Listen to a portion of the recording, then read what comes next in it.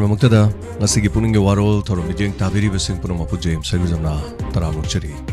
Nasiki Puning Warol Gidam the season is Zeriba number 9077222001.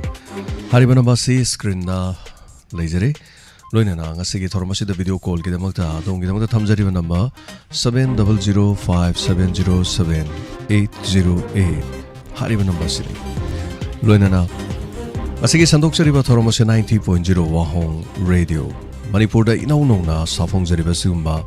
Radio channel Sida Sandok Saba. Maduguma Torom ni Loinana Highscom the 129.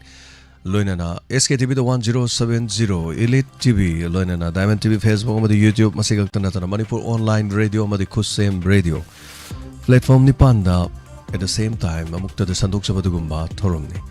Asigi Nuktigi Fong Liba Pauxi sing the headlines Kralokuchagi Asigi Toromasi Dama. Ahan Mamaktada Sanalipak the Gilokachari CM na Babina Multi Speciality Hospital Sangakre Lalonba sing the Yekai Tingaiba Pihandanaba Kangak Lakli Highness Minister na Wafamasi Fongdokre Lupak Road Kungamapan Krehen Chankraba Mafauna Draba Project Waste to Energy Plan Sangaki Bachahi Umhen Krava Fawada Waste to Energy Plan Mai Putukpa Ngamdre Loinana 90.0 Wahong Radio Haribasi Jalaiba Haukre Haiba Pausiauri Moirangda Sale Kaibiranu Haina Viviap na Fongdorokli Taupam Tonglona Kibada Lengak the Crore Ohum Mangzere Laisabi Kungani Panga Yumban Bagi Aronba Mari Leramba Naha Ama RPF na Farag Warakre Hari Assam Rifles na cookie sing the Mateng Pang le Haiba Mayak sing le Haina Koko Mina Maral Sirap Wafam Siauri Manipur Tugairaga Tokhaiba Lengak Amalingani Haiba Si Kangfal the Nga Faba Chatpani Haina Amukona Fongdokre Manipur Tugaibani Haiba sing the action Lodi Inmet sing the Nongmai Kapsili Haina Ozo in the Maral City Sanalipaki Mapau the Kangning Kreda Modizi Unarubutubu Kari Hairak Labajano Nepram Krishna Mohongi Warol Yauri Loinana Thado Cookie Singna Otpi Dunata Lakpa Furupni Haina TCI na Fongdorokpa Warol Amasu Paukse Esigi Maruiba Pau de Yauri Poariga Mari Lena Mafam Sing Manghandana Tamnana Bahonabada Todang Lomina Si Haina Morangi MLA Tongam Santina Fongdokre Rimspu aims to Onkan Anaba MP Bimol Akoizam Giwafam Taram no OE Haina Bizoina Fongdokre Loinana Tonga Tonganba Paukse Sing Kanglaipak ki Maira de Gilokacharabada Sana Sabi de Kuki militants in a Nomai Kapsilipagi Paulo Wachaluba Paumi Jat Regiment Kanguna Atingba Pirakre Kuki MLA Tarana Prime Minister the Pisin with the Pallibu Wahi Sing the Assam Rifles Kanakan Amata the Lep Laga Tavak Tawi Haibadu Mayak Sing the Takle Haina Kokomina Fongorokli Pongni Punipangi Manung the Central Force Loktok Trabadi Ukrul Lambi Matam Kaktana Totel Shutdown Torgan Haini Imasing the Fongorokli Yangang Pokpi Luinana Santi Kongpal the Cookie militant sing and Omai Caps in the Nosohan Krabayum sing Narang Police Kitim Amana Yang Sin Creek case some Solokat Cray. Housing Satariba Assembly me from Asida Disabilities Games and Sport Sigisu Paikat Bayaba Tabak Paikat Piohani Yunus Khana Fongorokli. Paumilal Haukim Satar Liba Aranba Tawumbu Tongan Tongan Bapurup Singiluching Basing the CM Unadune Exen Lokat Pinana Batoksin Cray. Panchayna Konba Mafam Sing the Labor BPL beneficiaries Singi Yum Sabagi Kaitarak Senfam Maram Chadana Kakpagi Tabak Chatare Haiba Pau Amasu Pauche Asigi Maruiba Pau de Yauri Loinana Pandamgi headlines the AR Nanakal Amakakta de Leplaga Tabak Tawi Haiba Cookie MLA Taragi Wafam the Mayak Sing Lahina Kokomina Fongdorokli Manipur Togaiduna Tokhaiba Lemak Lingani Haiba Sidilingoi Lamdanga Faba Chatpa Tokani Nando Luangi Warol Yauri Loinana Yellow Sing Machoi Tahanbangam Loy Haina CM na Fongdokpa Warol Yauri Ima Loop Ohum the Manipur Police Tong the condemned Torokli AR Loktopa Simak Tangdu Lake Tava Hanjil Anawi Ahan Bakong Tangni Loinana Rimski Housing Ladiba Authority Makada Lairabadi aims Asi Tak the Pukat Pungangani Haiba Tajiti Haina CSB Joina Fongdorokli Naharol Git Hodangda Central Lengak na Paikat from Tokpataba Paikat an emergency tabak hengat pani Assam Rifles nakan amata the lep laga tabak tawi Haibadu Cookie MLA Taragi Tong na Mayak Sing na Takle Haiba Warol Yauri irang asina loisinba amadi loisindaba Bharat Sarkar gi khutta leire kungakpa sing faraga solution purukpa ngamoi haiba warol yauri loinana achauba tribe sing apikpa tribe sing gi identity manganaba honari haiba wafam amasu yauri Manipur gi juda Africa gi yong hais tunglabata natana miyamna pamna yengnariba Lairensu marum kole hairi Lakliba September tha fawagi manungda inmate sing mayumda lehengani haina nupi samasna phongdokpa warolsu yauri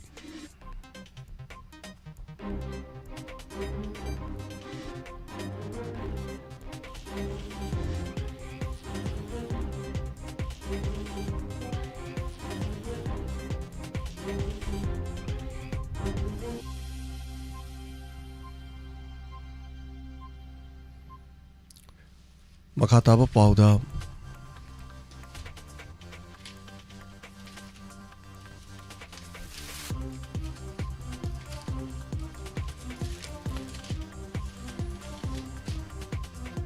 Ponopangi fawdagi molokachari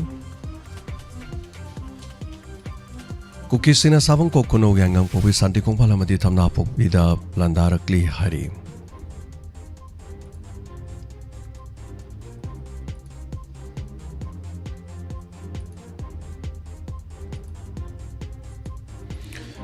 Loinana Manipur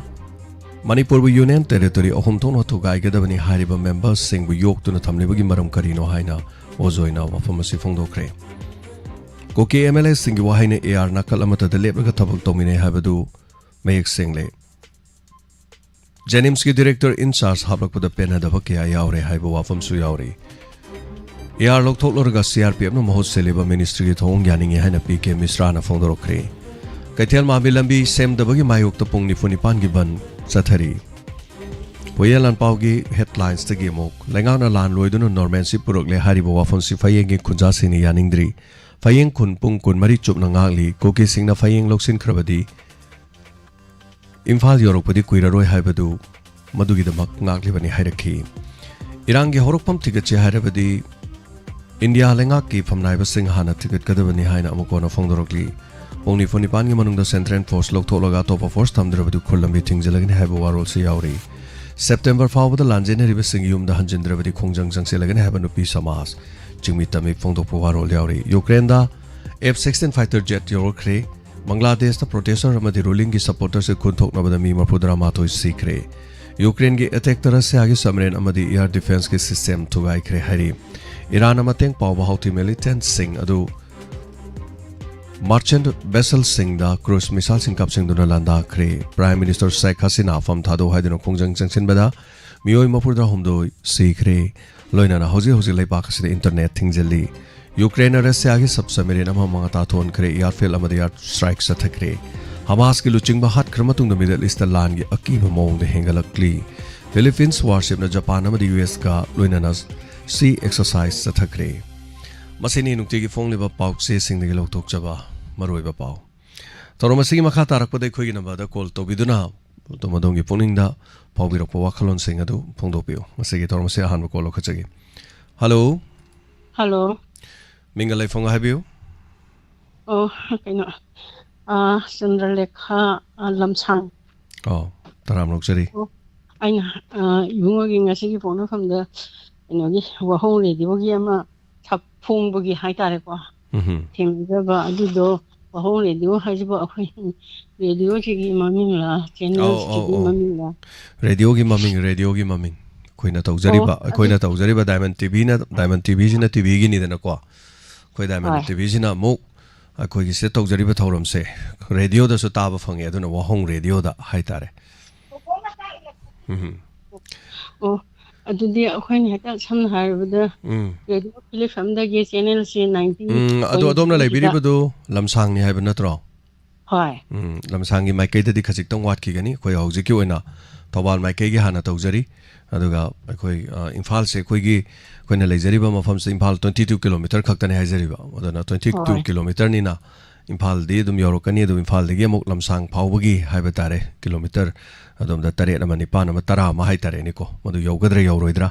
adom matam dui matung ni yemi na batare the phone da dum phagani phone da app adom laigani tv channel da dum ugani da sumaina hai tare ni tv channel da digitpl da GTPL khoi keno da hai tare khoi gi Elite TV da ugani natraga ISCOM da ugani natraga SK TV da ugani adom na karigumba TV channel se khoi TV ma leiraba adom na smart TV ma leiraba adu internet samaba adu de ma khoi channel jo urani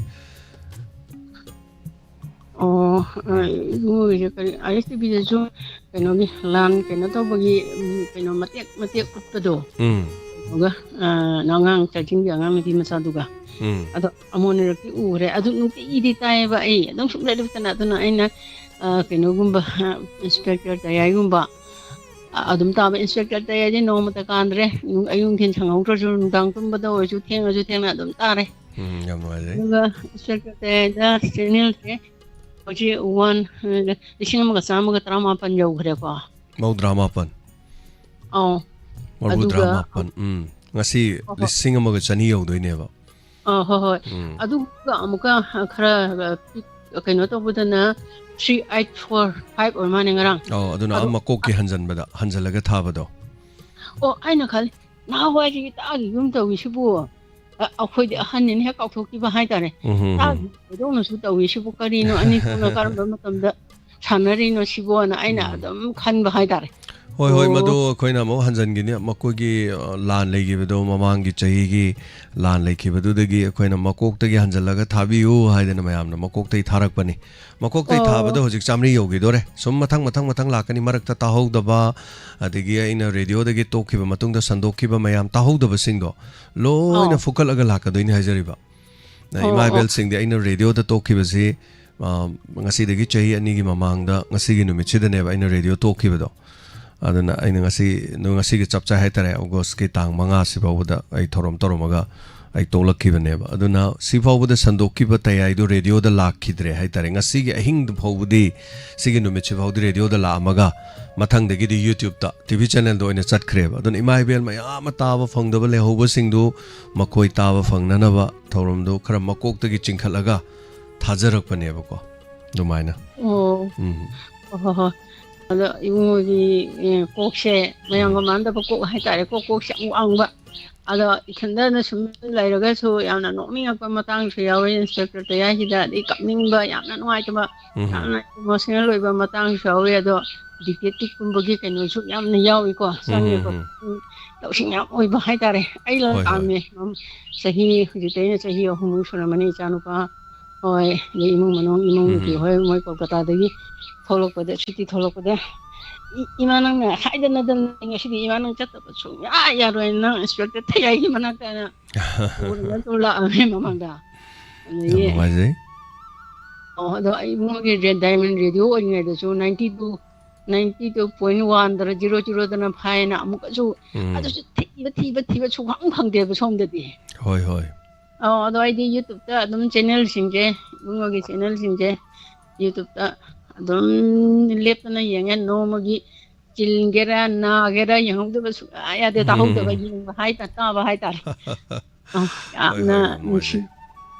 nusi aina angang oi yang ye warak pagi mo ge warak pagi wari chum keno manungdaga sum mate lirak pada aina isa singda namli ba dum yamna nusi pare mo hamjarage aina wa hone diwo jo kamai to bujan mana sum hamjarai hoi yam no je radio si shodum app oina phone da hai tare manipur online radio haidan ama download to biraba phone da download to biraga di YouTube natrasu ko khonjel oina ta ba yane aduga phone amana dumaina to biraga khoi gi hojikan gi bluetooth hai tare speaker bluetooth connect toraga sambado aduna hauna tharadi am hauna taba hauna taba su yane ba aduga lum launa khonjel adagi khoina santoi ba thorom sigi sisadum taba phongbi gani taga chari aduga visual oni yang bige haraga di ISCOM code pama natraga khoi Elite TV code pama aduna tragana SK TV HIC TV smart amadagi dum yengba yare adu natragana se kamaina smart te yeng do smart TV gi internet browser da changa kanda SKY sky du ibiba sky spelling du iraga dot hairaga IC iraga dot adum inda su yare IC da dum da su yare adadi chang kanda ko gi app ama download to do ada changa makha da download thak tok salakan adu khoina bookmark ta thambi gar lore adai di internet tu dak sama tv du changaga internet browser re changani browser du chang kan du da bookmarks ta chang kan nga sa SKTV OTT ne yaw ne SKTV OTT du yaw kan da ras nong dom bam hoina editor oiba aduga tongan ba mayam haiba tare SKTV gi mayam leire khoi gi Premchan hoi Rosa Phillips hoi makhan leire tai news ki kari ge everything loini yeng phangani adu dei da khoi gi su channel du yaw Diamond TV haidana yawre 1070 da yeng bi yai YouTube ta sumni yeng musu ya aduga SKTV da non stop ta dum round da haidi numi chu khoi gi 24 hours dum lakani tat pa leira roi mangon da dinga sai gi khoina YouTube ta di program am tor tat lidana thagachari thank you so much aduga haijaning ba mana khoi YouTube se am lui hai tare aduni YouTube se khoi policy program yam lei ngarang yam nungai banu mi sai ngarang kok sai ba ngarang se isai ama ngasi degi khoina trial matam khari mamang tha gi bi sai ma hai tare isai du de to copyright lak de nei to ngau chen bani ngarang gi nungai banu mit ai ba tai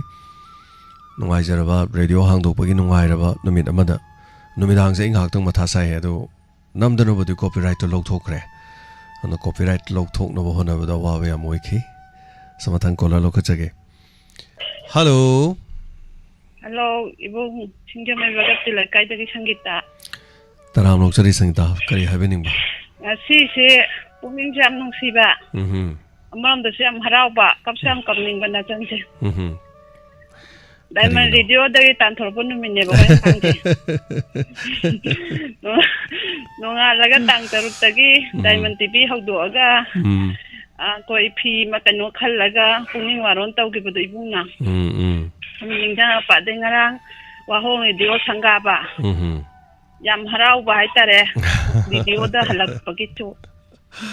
mi kharab nadi video da mon haloi ka chu hai gi ba koina halakani ibung wakan chonda binu hai ba ngarang sanga kare lak buding am jaw dre adagi som ngasi je aga tang manga oram bu sida khani ningjang ngasi nungdang dani ko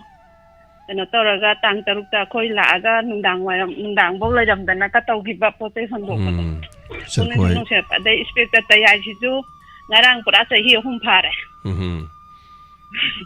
adan skuira jani bung ne khoi kai loina jara ite na tel hoi ga chung khalla ko yam ju nung si ba sam tinar ba khangna ba hoi thamoi se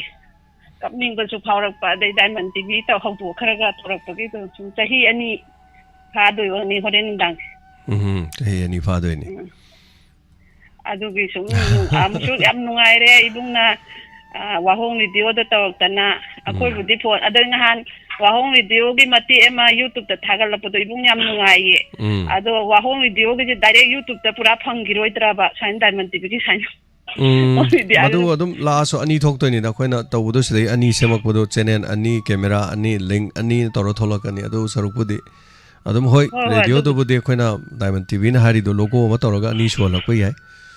maduga adum chamana ni thorom da khone se amana visual oina haitare video oina ohan bai wani audio do no radio da lehen bai wani aduga program khradi mana da khradi dum radio ki so hapchalakani makhan haitare du chalam nungai mayam from chal ko ulaki bodu yam nungai ba haitare ada akoi da bodu chamana ko YouTube ta dum ta abanina sum hai na dai da video do ta da charo phone doi na dum khana jare na cha di ade hoi radio da yabana himaibel sing radio da tajarani aduga yadaba sing na phone da tabirani natra da phone da tabadu ne khoda su lupa makhai ma dum lai aduna mayam na tabi da ya ju hadat bata ba hore ibung na chandi nungai na lore hoi angarangi kanogi agana taw da budo amu mate takhalai ta hau da baka dai ga maina isai handu among kanogi sakpado handu aga kari lon da ne ka taw ka do aina sidi ningjang dai nga hawai gi ibung gi yaw gi do thaban chong ba ke no bai kam ka to aina ka re sahi ho du tu jala aina aduni ga tai de ka aina sita ta ya chu sahi kya chura jano na pa tho enga si tu kano lising amaga chani su doi ni hai adu de chan pa na mama sahi kya chure so aina patho dana ngarang kanu ni hayeng lising am chani suram aina sahi hom pra phale da mengrang koi na tare je koi re adu ge som tau jara pani bum haraujу haraure nungaitabuju naktangju nokthoi asi phare matha yam sarabadu Thagachari hoi chan namai thank you nongalaga tang taruk ta santakiba saktamni Như ấy với con chi sẽ có hai batare khi không lúc mà đến ngoài kia là qua những năng lại ở vừa đấy qua cái nó mang axalis cái nó mà phăm mà đây cái nó có gì là mà phăm lấy cái đấy giảm rồi nó ấy cấp cấp cái này chữa đó qua nó phàm ra nó lâu chưa được và nó khi bị lâu chưa được mà phàm là thế à thì cái mình trả được lâu rồi đó không có tụi mày nó tàu vừa đó xin tang mình chắc là ý là khi tiếp cũng nghe nó nói chi qua cái ngoài số nó xin bisa phàm cái đó xin mình nè mày nó lâu rồi pom namak afaba yai faba dum hoisunu matam punamak ta isona sin base faba gi damak sin bani na damaina dum lawra lore kana su kari so haningai macha oide aduga punsi da bu tamakhrabadi mama ga mapa ga so dum kaina ba leinung si khrabi mai pa khoi dum kaina ri sini ada ima gi mama na bi dum lehori aduga ipa gi mama na ba dum lehori kero le kai da so hai tare mana khoi so dum Imagi mama nabi na taga tek lay bado kusi nungsi ba ima do lay jara madi mama nabi se sumaina loina mang hojik se lay ko kal laga gaina dum khalle nungsi raba ima ipa kaine ichelinau kaine maru mapang kaine na thabak thoromam to matam da aina bu yorom boy gera mana bu to ge oira ado thidok pa kaisu laite loina hokre hokhiba punamak da ninda to we wafum kaisu laite silak pa khudi mak isorna sin bani afabagi da mak sin bani na dum lok se duga hena mai khoi soi khoi gi thokpa dum sokhona bo honazari mayam gi honazari adu matam punamak ta so haitare diamond radio so aina matam sangna hodok sarak padagi dum tawjarak pani na haiba tare adu mai pak pa dum oisanu afaba oisanu hena aduga khoi so dum honazari aduga yes so mi channa haiba do aduna mi masak nai na haiba tare khonjel phawba leiri khoi gi tabirem mi ni mi budi hamna kana to mi na the मैं अमरक्त तीन मा खोंजेल दुना है मा पुंसी the माना radio मा तो वंगा मोय माना रेडियो तो वदा मफम खुदी मक्ता एखोइनो रेडियो अमा मा हजिक तौरबनी गान मसामक्ति करी मोय बदे नते खोंजेल थारे एंगोंदा मो मोयना तौरिसिंग दो मोय गिदि नुक्सिने जबने न पंगा गांगना जबको एंगोंदा मु थारक कने बाय अस थारक कनु द सिगम वाजे एगी मरम दो गांग जो मद गांग जो ए मोय गे लंबा तौ दे अदुगा आई चली सिदे खोइ सना ले बाकी दम इरमदम सिन करिगुम खर तौगे न खोइ थोक लैने अदुना कुमधरगा यामना नेम थाक अमद कुमधरगा वाफंगनबा वांगांगनबा मथौ तादे अदुगा मोइना सो एगी फम सिदा Moina मपोक Chama पोगा तौरकदो ngaire handaki mapok sida aina leibsidu moina leibsu ngamoy aina kumdhagadum nate aduga mioi ba haibasidi amana amagi haitare ko penaba mai pongning da farak bodani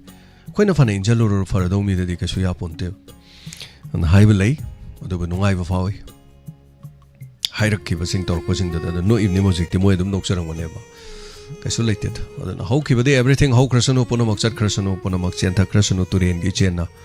aduma khaiba tare aduna afaba nungai ba yai phaba ponamak oiminer si chawkhot power si sidai hena kaisu hani leite kolama loko chagi hello minga mate leifom haibi si na minga leifom haibiu o ima sabian ne kuire lomma tarakpa lona de samati tarok panin kai mana yam nungai jare ma thorom saru ga birakpa tapiu kari wafam haibi ningai ma itagi tamban maron sat pa loira de sat pa horok de yengak pani tarak pani hoi ada loi hamane na macha mani leiri ma loidri hangde adu di udriga ada amaka sat loi hamane na kuire ina tha aning hele sam lon lumatar hoi ma tabiu ni da ade ichagi ima baba hoi ga to kano tahi kaya nau na laita kaya lai koi idri de ima di chahi 2013 haitare ati masaki kaya su ima tabiu ai hajarake ima haiba loike ke ko 13 adai da leiki da bado ada ima gi chahi ado kan da yankhai ni pan yankhai mapan subane ima do leramadi hojik chahi humbudrati sudri haitare humfu ga ni pan mapan mu su ni ima do hojik faw leramadi ꯄꯥꯕꯨꯡꯅ ꯍꯨꯝꯐꯨꯇꯔꯥꯒ ꯃꯉꯥ ꯑꯗꯨꯋꯥꯏꯃꯨꯛ ꯁꯨꯒꯅꯤ ꯄꯥꯕꯨꯡꯅ 2016ꯗ ꯂꯩꯇꯕꯅꯤ ꯏꯃꯥꯅ 13ꯗ ꯂꯩꯇꯕ ꯍꯥꯏꯇꯥꯔꯦ ꯌꯥꯝꯅ ꯅꯍꯥ ꯑꯣꯏꯅ ꯂꯩꯇꯦꯅꯦ ꯍꯣꯏ ꯍꯣꯏ ꯅꯍꯥ ꯑꯣꯏꯅ ꯍꯥꯏꯕ ꯇꯥꯔꯦ ꯏꯃꯥ ꯂꯣꯏꯗꯣꯏꯅꯦ ꯑꯗꯣ ꯍꯣꯏ ꯍꯣꯏ ꯍꯣꯏ ꯏꯃꯥ ꯆꯍꯤ ꯍꯨꯝꯐꯨꯒꯅ 7-9 ꯑꯗꯨꯃꯥꯏꯅ ꯁꯨꯔꯦꯕꯀꯣ ꯑꯗꯨ ꯅꯍꯥ ꯑꯣꯏꯅ ꯂꯩꯇꯦ ꯆꯍꯤ ꯍꯨꯝꯐꯨ ꯁꯨꯗ꯭ꯔꯤꯑꯕ ꯑꯗꯨ ꯅꯣꯏꯒꯤ ꯏꯃꯥꯒ ꯄꯣꯛꯃꯤꯟꯅꯕꯅꯦꯅ ꯅꯣꯏ ꯏꯃꯥ ꯄꯣꯛ ꯑꯃ ꯍꯦꯛ ꯅꯣꯏꯒꯤ ꯗꯣꯅꯔꯒꯤ ꯐꯪꯁꯟꯗꯒ ꯂꯥꯛꯑꯒ ꯏꯁꯩ ꯁꯛꯄꯗꯣ ꯑꯗꯨꯅ ꯏꯃꯥꯒꯤ ꯃꯆꯦꯅꯤ ꯏꯃꯥꯕꯣꯛꯅꯦ ꯍꯥꯏꯔꯗꯤ ꯅꯍꯥ ꯑꯣꯏꯔꯤꯑꯕ ꯍꯣꯏ ꯍꯣꯏ ꯑꯗꯩꯗꯤ ꯑꯩꯅ ꯅꯍꯥ ꯑꯣꯏꯅ ꯂꯩꯇ ꯃꯥꯅꯦꯅꯦꯅ ꯁꯨꯝ ꯏꯃꯥꯅ ꯁꯨꯝ ꯈꯜꯂꯒ ꯂꯩꯕꯅꯤꯗ ꯑꯩꯅ ꯁꯨꯝ ꯍꯪꯅꯤꯡꯗꯅ ꯍꯪꯉꯛꯄ ꯅꯍꯥ ꯑꯣꯏꯅ ꯂꯩꯇꯕ ꯃꯥꯜꯂꯦ ꯃꯆꯦꯗꯨ ꯅꯍꯥ ꯑꯣꯏꯔꯤꯑꯕ ꯅꯣꯏ ꯗꯣꯅꯔꯒꯤ ꯐꯪꯁꯟꯗꯨꯗ ꯁꯨꯝ ꯌꯦꯡ ꯑꯗꯨꯃꯥꯏꯅ ꯈꯪꯅꯤꯡꯗꯅ ꯁꯨꯝ ꯍꯪꯉꯛꯄꯅꯤꯗ ꯏꯃꯥꯅ ꯑꯗꯩ ꯏꯆꯥꯒꯤ ꯎ ꯃꯣꯔꯣꯛ ꯊꯥꯔꯤꯗꯣ ꯒꯝꯂꯥꯗꯔꯣ ꯍꯣꯏ ꯍꯣꯏ ꯒꯝꯂꯥꯗꯁꯨ ꯌꯥꯎꯔꯦ ꯂꯩꯕꯥꯛꯇꯁꯨ ꯌꯥꯎꯔꯦ ꯇꯤꯟ ꯇꯥꯗꯕ꯭ꯔꯣ ꯀꯃꯥꯏꯅ ꯇꯧꯒꯦ ꯇꯤꯟ ꯊꯣꯏꯅ ꯇꯥꯗꯦꯃ ꯑꯗꯨꯝ ꯄꯥꯜꯂꯦ ꯑꯗꯨꯝ ꯍꯣꯏ ꯐꯅꯌꯥꯝ ꯊꯥꯏꯌꯦ ꯇꯤꯜ ꯍꯦꯛꯇ ꯇꯥꯔꯒꯅ ꯍꯦꯛꯇ ꯍꯣꯏ ꯍꯣꯏ ꯁꯤꯕ ꯍꯣꯏ ꯇꯤꯜ ꯍꯦꯛꯇ ꯇꯥꯔ ꯌꯥꯝ ꯐꯖꯅ ꯄꯥꯟꯕ ꯏꯆꯥꯒꯤꯁꯨ ꯎꯠꯂꯛꯄꯗꯣ ꯏꯃꯥ ꯈꯔ ꯁꯦꯝꯕꯤ ꯁꯥꯕꯤꯕ ꯈꯔ ꯌꯦꯡꯁꯤꯟꯕ ꯆꯪꯉꯦ ꯍꯥꯏꯇꯥꯔꯦ ꯏꯃꯥ ꯊꯕꯛꯁꯤꯗꯤ ꯂꯣꯏꯅꯃꯛꯅꯤ ꯑꯃ ꯑꯣꯏꯔꯦ ꯑꯩꯈꯣꯏ ꯏꯃꯥ ꯎ ꯃꯣꯔꯣꯛ ꯈꯛꯀꯤ ꯋꯥ ꯅꯠꯇꯦ ꯄꯨꯟꯁꯤꯗꯁꯨ ꯉꯥꯏꯔꯦ ꯍꯤꯡꯕꯗꯁꯨ ꯉꯥꯏꯔꯦ ꯑꯗꯒꯤ ꯃꯅꯥ ꯃꯁꯤꯡ ꯊꯥꯕꯁꯨ ꯉꯥꯏꯔꯦ ꯃꯍꯩ ꯃꯁꯤꯡ ꯇꯝꯕꯁꯨ ꯉꯥꯏꯔꯦ ꯊꯕꯛ ꯑꯃ ꯇꯧꯕꯒꯤ ꯑꯣꯏꯔꯁꯨ ꯉꯥꯏꯔꯦ ꯈꯣꯠꯅꯕꯁꯨ ꯉꯥꯏꯔꯦ 100%ꯗ ꯍꯣꯏ ꯂꯣꯏ ꯍꯣꯠꯅꯗꯧꯅꯦꯕ ꯑꯣꯖꯥ ꯑꯃꯅ ꯕ꯭ꯂꯦꯛꯕꯣꯔꯗꯇ ꯂꯥꯏꯔꯤꯛ ꯇꯥꯛꯑꯦ ꯑꯉꯥꯡꯁꯥ ꯃꯁꯤꯅ ꯁꯤ ꯀꯧꯏ ꯃꯁꯤꯅ ꯁꯤ ꯀꯧꯏ ꯃꯁꯤꯅ ꯁꯤ ꯀꯧꯏ ꯇꯥꯏ ꯑꯩꯈꯣꯏꯅ ꯆꯣꯏꯇ꯭ꯔꯤꯆꯣꯏꯀ ꯇꯧꯗꯅ ꯋꯥꯔꯤ ꯁꯥꯟꯅ ꯂꯩꯗꯤ ꯇꯥꯍꯧꯗ꯭ꯔꯗꯤ ꯂꯣꯏꯔꯦ ꯑꯣꯖꯥꯅ ꯇꯥꯛꯏꯗꯣ 100% ꯑꯩꯅ ꯇꯥꯁꯜꯂꯁ ꯉꯁꯥꯏ ꯑꯣꯖꯥꯅ ꯇꯥꯛꯈ꯭ꯔꯤꯗꯣ ꯀꯔꯤꯅꯣ ꯈꯜꯂ ꯌꯨꯝꯗ ꯑꯃꯨꯛ ꯍꯣꯔꯦꯟ ꯔꯤꯚꯥꯏꯁ ꯇꯧꯍꯧꯔꯗꯤ ꯄꯥꯍꯧꯔꯗꯤ ꯑꯩꯅ ꯈꯪꯉꯤꯗꯅ ꯗꯦꯟ ꯑꯣꯖꯥꯗꯨꯅ ꯍꯌꯦꯡ ꯍꯪꯉꯛꯄ ꯃꯇꯝꯗ ꯑꯩꯅ ꯈꯨꯝꯗꯨ ꯈꯪꯗꯣꯔꯤꯕꯅꯤ ꯃꯅꯥ ꯃꯁꯤꯡ ꯊꯥꯔꯁꯨ ꯉꯥꯏꯔꯦ ꯇꯤꯟ ꯇꯥꯔꯤꯕ꯭ꯔꯥ ꯂꯩꯍꯥꯎ ꯋꯥꯠꯂꯤꯕ꯭ꯔꯥ ꯏꯁꯤꯡ ꯋꯥꯠꯂꯤꯕ꯭ꯔꯥ ꯀꯔꯤ ꯍꯥꯏꯇꯥꯔꯦꯅꯦ ꯃꯥ ꯁꯨꯃꯥꯏꯅ ꯇꯧꯗꯅ ꯄꯨꯟꯁꯤꯗꯁꯨ ꯉꯥꯏꯔꯦ ꯁꯨꯕ ꯅꯣꯝꯕꯗꯁꯨ ꯉꯥꯏꯔꯦ ꯑꯦꯚ꯭ꯔꯤꯊꯤꯡ ꯂꯧ ꯎꯕꯗꯁꯨ ꯉꯥꯏꯔꯦ ꯇꯤꯟ ꯇꯥꯕ꯭ꯔꯥ ꯇꯥꯗꯕ꯭ꯔꯥ ꯄꯨꯝꯅꯃꯛ ꯍꯥꯏꯇꯥꯔꯦꯅꯦ ꯃꯥꯀꯣ ꯑꯗꯨꯅ ꯔꯦꯗꯤꯑꯣ ꯇꯧꯔꯁꯨ ꯉꯥꯏꯔꯦ ꯇꯤꯚꯤ ꯇꯧꯔꯁꯨ ꯉꯥꯏꯔꯦ ꯀꯗꯥꯏꯗ ꯁꯣꯏꯔꯤ ꯀꯔꯤꯗ ꯇꯧꯔꯤ ꯃꯁꯤ ꯆꯨꯝꯊꯣꯛꯄ ꯁꯦꯝꯗꯣꯛꯄ ꯁꯥꯗꯣꯛꯄ ꯅꯥꯟꯊꯣꯛꯄ ꯇꯛꯊꯣꯛꯄ ꯑꯗꯨꯀꯥꯟꯗꯗ ꯐꯕ ꯃꯍꯩ ꯆꯥꯗꯣꯏꯅꯦꯕ ꯏꯃꯥ ꯌꯥꯝ ꯅꯨꯡꯉꯥꯏꯖꯩ ꯊꯦꯡꯛ ꯌꯨ ꯁꯣ ꯃꯆ ꯏꯃꯥ ꯎ ꯃꯣꯔꯣꯛꯀ ꯊꯥꯕꯗꯨꯗꯤ ꯌꯥꯝ ꯍꯩꯔꯨꯕꯩ ꯋꯥꯗꯤ ꯅꯠꯇꯦ ꯏꯃꯥ ꯁꯨꯝ ꯇꯦꯛ ꯇꯦꯛ ꯇꯧꯕꯗ ꯑꯩꯈꯣꯏꯁꯨ ꯍꯪꯖꯕꯗ ꯁꯨꯝ ꯌꯦꯡꯉꯤ ꯃꯍꯩ ꯌꯥꯝꯅ ꯍꯧꯒꯜꯂꯦ ꯑꯩꯈꯣꯏ ꯁꯤꯗꯗꯤ ꯄꯣꯠ ꯆꯩ ꯊꯥꯕꯗꯣ ꯂꯝꯒꯥꯏꯁꯦ ꯈꯔ ꯂꯩꯇꯕꯩꯅꯦ ꯈꯔ ꯌꯥꯝꯅꯒ ꯊꯥꯕ ꯌꯥꯕꯖꯥꯠꯅꯤ ꯊꯥꯒꯠꯆꯔꯤ ꯏꯃꯥ ꯊꯦꯡꯛ ꯌꯨ ꯅꯥꯗ ꯌꯦꯛꯇꯕ ꯑꯣꯏꯕꯤꯌꯨ ꯅꯨꯡꯉꯥꯏꯅ ꯊꯧꯔꯝ ꯇꯥꯕꯤꯌꯨ ꯃꯊꯪ ꯀꯣꯂꯔꯗ ꯈꯨꯗꯣꯡꯆꯥꯕ ꯄꯤꯖꯒꯦ ꯕ꯭ꯔꯗꯔ ꯖꯣꯏ ꯀꯨꯃꯥꯔ ꯁꯧꯒ꯭ꯔꯥꯛꯄꯝ ꯔꯦꯗꯤꯑꯣꯁꯦ ꯑꯩꯈꯣꯏꯒꯤ ꯀꯩꯅꯣ ꯑꯦꯞꯇ ꯑꯗꯨꯝ ꯆꯪꯕꯤꯕ ꯌꯥꯏ ꯊꯧꯔꯝꯁꯤ ꯇꯥꯕꯗ ꯑꯩꯈꯣꯏꯅ ꯈꯨꯠꯁꯦꯝ ꯔꯦꯗꯤꯑꯣꯅ ꯍꯥꯏꯔꯤꯗꯣ ꯑꯗꯣ ꯈꯨꯠꯁꯦꯝ ꯔꯦꯗꯤꯑꯣꯁꯤꯗꯁꯨ ꯔꯦꯗꯤꯑꯣꯒꯤ ꯑꯣꯟꯂꯥꯏꯟꯗ ꯁꯟꯗꯣꯛꯆꯩ ꯑꯗꯩꯗ ꯗꯥꯏꯃꯟ ꯇꯤꯚꯤ ꯍꯥꯏꯕꯅꯤ ꯗꯥꯏꯃꯟ ꯇꯤꯚꯤꯅ ꯑꯗꯨꯝ ꯆꯪꯕꯤꯌꯨ ꯑꯗꯨꯝ ꯗꯥꯏꯃꯟ ꯇꯤꯚꯤꯁꯤꯅ ꯑꯗꯩ ꯈꯣꯟꯖꯦꯜꯗꯣ ꯑꯗꯨꯝ ꯇꯥꯕ ꯐꯪꯕꯤꯒꯅꯤ ꯑꯗꯨꯒ ꯃꯅꯤꯄꯨꯔ ꯑꯣꯟꯂꯥꯏꯟ ꯔꯦꯗꯤꯑꯣ ꯗꯥꯎꯟꯂꯣꯗ ꯇꯧꯕꯤꯌꯨ ꯑꯗꯩꯗ ꯗꯥꯏꯃꯟ ꯇꯤꯚꯤ ꯆꯪꯕꯤꯌꯨ ꯗꯥꯏꯃꯟ ꯇꯤꯚꯤꯗꯨꯗ ꯑꯗꯨꯝ ꯇꯥꯔꯤꯗꯣ ꯑꯗꯨꯝ ꯆꯞ ꯃꯥꯟꯅꯩ ꯋꯥꯍꯣꯡꯒꯤ ꯈꯣꯟꯖꯦꯜꯒ ꯆꯞ ꯃꯥꯟꯅꯩ ꯑꯩꯈꯣꯏ ꯑꯗꯩꯗ ꯋꯥꯍꯣꯡꯒꯤ ꯑꯣꯏꯕ ꯂꯣꯒꯣ ꯍꯥꯞꯄꯒ ꯑꯩꯈꯣꯏ ꯑꯦꯞ ꯑꯃ ꯑꯩꯈꯣꯏ ꯍꯦꯟꯒꯠꯂꯛꯅꯕꯁꯨ ꯍꯣꯠꯅꯖꯔꯛꯀꯦ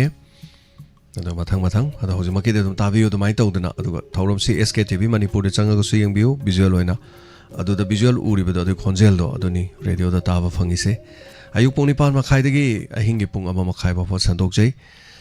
ꯑꯗꯨꯃꯥꯏꯅ ꯇꯧꯗꯅ ꯃꯊꯪꯒꯤ ꯀꯣꯂꯔ ꯑꯃ ꯂꯧꯈꯠꯆꯒꯦ ꯍꯜꯂꯣ ꯃꯤꯡ ꯑꯃꯗ ꯂꯩꯐꯝ ꯍꯥꯏꯕꯤꯁꯤ ꯈꯣꯡ ꯈꯨꯅꯧꯗꯒꯤ ꯏꯃꯥ ꯃꯥꯡꯂꯦꯝꯕꯤꯅꯤ ꯏꯃꯥ ꯃꯌꯥꯝ ꯁꯦꯔꯤꯁꯇ ꯂꯥꯛꯏ ꯉꯁꯤꯗꯤ ꯏꯃꯥ ꯃꯥꯡꯂꯦꯝꯕꯤ 10 ꯑꯃ ꯂꯧꯖꯔꯤ ꯇꯥꯛꯄꯤꯌꯨ ꯏꯃꯥ ꯀꯔꯤ ꯍꯥꯏꯕꯤꯅꯤꯡꯕ ꯉꯔꯥꯡꯒꯤ ꯏꯆꯥꯒꯤ ꯋꯥꯍꯧ ꯔꯦꯗꯤꯑꯣꯅꯤ ꯁꯤ ꯅꯨꯃꯤꯠꯇꯨꯗ ꯏꯃꯥꯁꯦ ꯐꯣꯟ ꯇꯧꯕ ꯍꯣꯠꯅꯕꯁꯤ ꯏꯆꯥꯒꯤ ꯅꯨꯡꯉꯥꯏꯕ ꯐꯣꯡꯗꯣꯛꯄꯗꯨꯗ ꯏꯃꯥꯁꯨ ꯀꯩꯒꯨꯝꯕ ꯋꯥꯍꯩꯗ ꯍꯥꯏꯒꯦꯅ ꯀꯣꯟꯁꯦ ꯆꯤꯟꯃꯟꯗꯅ ꯐꯪꯗꯕ ꯑꯗꯣ ꯍꯧꯖꯤꯛ ꯉꯔꯥꯡ ꯏꯆꯥꯒꯤ ꯋꯥꯍꯧ ꯔꯦꯗꯤꯑꯣꯒꯤ ꯁꯪꯒꯥꯈ꯭ꯔꯦ ꯅꯍꯥꯟꯋꯥꯏ ꯏꯆꯥꯒꯤ ꯊꯃꯣꯏ ꯀꯥꯏꯈꯤꯕꯗꯣ ꯍꯧꯖꯤꯛꯇꯤ ꯀꯥꯏꯗꯕ ꯌꯥꯔꯦꯀꯣ ꯏꯃꯥ ꯍꯣꯏꯁꯨ ꯍꯟꯖꯤꯜꯂꯦ ꯀꯥꯏꯗ꯭ꯔꯦ ꯀꯥꯏꯗ꯭ꯔꯦꯗ ꯏꯃꯥ ꯊꯃꯣꯏꯗꯤ ꯐꯦꯕꯋꯥꯔꯤꯒꯤ ꯇꯥꯡ 3 ꯍꯧꯈꯤꯕ ꯐꯦꯕꯋꯥꯔꯤꯒꯤ ꯇꯥꯡ 3ꯗꯨꯗ ꯅꯨꯡꯉꯥꯏꯕꯗꯤ ꯐꯦꯕꯋꯥꯔꯤ ꯌꯧꯗ꯭ꯔꯤꯉꯩꯗꯩ ꯅꯨꯡꯉꯥꯏꯈ꯭ꯔꯦ ꯑꯩꯅ ꯅꯨꯡꯉꯥꯏꯖꯕꯗꯤ ꯀꯩꯅꯣꯗꯩ ꯅꯨꯡꯉꯥꯏꯈ꯭ꯔꯕꯅꯦ ꯃꯃꯥꯡ ꯆꯍꯤꯒꯤ ꯂꯥꯟ ꯂꯥꯛꯈꯤꯕꯗꯣ ꯃꯦꯒꯤ ꯇꯥꯡ 10 ꯁ꯭ꯋꯥꯏꯗ ꯑꯩꯈꯣꯏ ꯍꯧꯗꯣꯛꯅꯕ ꯇꯧꯔꯝꯕꯅꯦ ꯑꯗꯨꯝ ꯂꯥꯟꯁꯦ ꯂꯥꯛꯈꯤꯕꯗꯒꯤ ꯑꯩꯈꯣꯏꯅ ꯔꯦꯗꯤꯑꯣꯒꯤ ꯇ꯭ꯔꯥꯟꯁꯃꯤꯇꯔ ꯑꯗꯩ ꯑꯦꯟꯇꯦꯅꯥ ꯀꯩꯀꯩꯁꯦ ꯆꯦꯜꯂꯒ ꯒꯨꯋꯥꯍꯥꯇꯤꯗ ꯂꯩꯊꯣꯛꯈ꯭ꯔꯕ ꯏꯃꯥ ꯋꯥꯍꯣꯡ ꯔꯦꯗꯤꯑꯣꯁꯦ ꯑꯩꯈꯣꯏ ꯉꯔꯥꯡ ꯁꯪꯒꯥꯔꯝꯃꯣꯏꯕ ꯃꯃꯥꯡ ꯆꯍꯤꯒꯤ 2023ꯒꯤ ai 22 tholok panina 22 thologa 23 gi August ta sanga ge na khoi si habit sem sai ba May gi tang tara swai da khoi launch tawba natraga thenga ba da June swai da launch tawba July August hai ba jiste July se trial tharaga August ta hoge na dumaina khan bane laibak thiba hai batai lan lakhi ma lan lak padu da ninghan nakhi thorom chu sandok pa yare hai ba gi license phang badi adugi mamang da phang abane ba license phang badi ado mayam da gi lap thok ki ba gi chahi hai ba tare ina pa jaba kan da chahi du chahi amaga tha taruk ne ba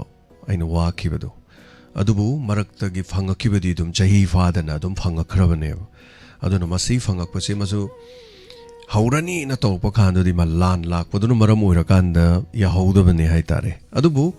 la la su po sei porok pa ko dum lambi diga chingdar mai thado kidra ga na ga yam pakhat la lai bane ba adu de gi ko na mo guwahati de gi lau thu oga yar khoi gi aeroplane da hai tare ni koi ma adai po sei se um pora kan da thenga su thengna mamang chahi 23 gi December da po chei pakhat pa loire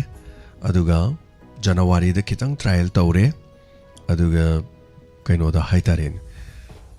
February gi tang mari da thare trial tawre hai tare so sini dai ma ko yam ngai sei ma krai krai si thabunom da takpi ma masidi Hagi keo wahong radio do thangara banena khoya khasi yaugadra bisu hangjaning ba Ima Bishnupur gi mafam kharadi yawi adam tai na haire ima soidana yaurakane na haijage hojik yaudra su ima yauni aikoi sem sagadaba yam watli ayam tatana haijabaduni aikoi gi antenna si mayam ga manade aikoi gi antenna si mayam ga manaba antenna ma pange thaga charima hoi do khoi ju yaura adi cha do dum hangan jarake adu gai cha gi hawai wahong radio dagi kanu pan la ko kanu da dan radio da gi cha gi thamoi kai do ina di ngarang gi da cha gi ga thamoi do ngarang thamoi kai do hamjin le ngarang che adu gi ai cha da kari mom da haining me ngarang di kon ji am chille amena nana kon ji da wo da thang e du la do khaba moi me am di am thangi ima hau khre da puna mak hau ki ba hau krasun hau ki ba ning sing laga nung don pom na bani kari taw na banoi ma natra kari haru ni kana da bawa hau krasun hau ki ba pona ma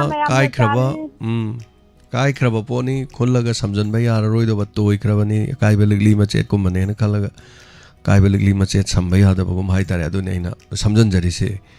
nungsiraba ima ipa fawa kainari aduga radio ma ma kaina bada kari gidama milu pirang sentharugani aduga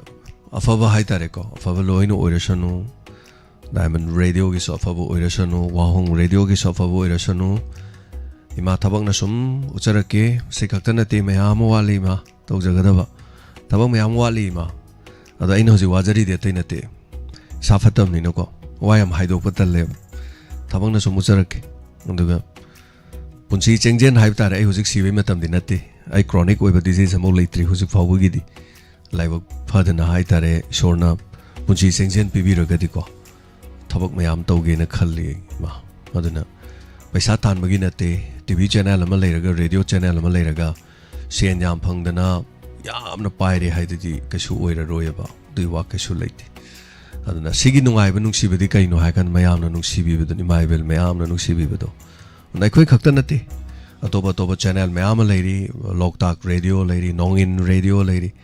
mathang dragon radio maming dar mani mayam zo do thabakti khoi se ta phang di atoba kayam su jano bo channel mayam hanga kadore Thobal district ta su ano radio channel mari degi na taruk phawge ino no pisal kadori ba khwai degi radio tanaba se moirang da su radio ma tanaba ne dum mi tanaba yam leiye dona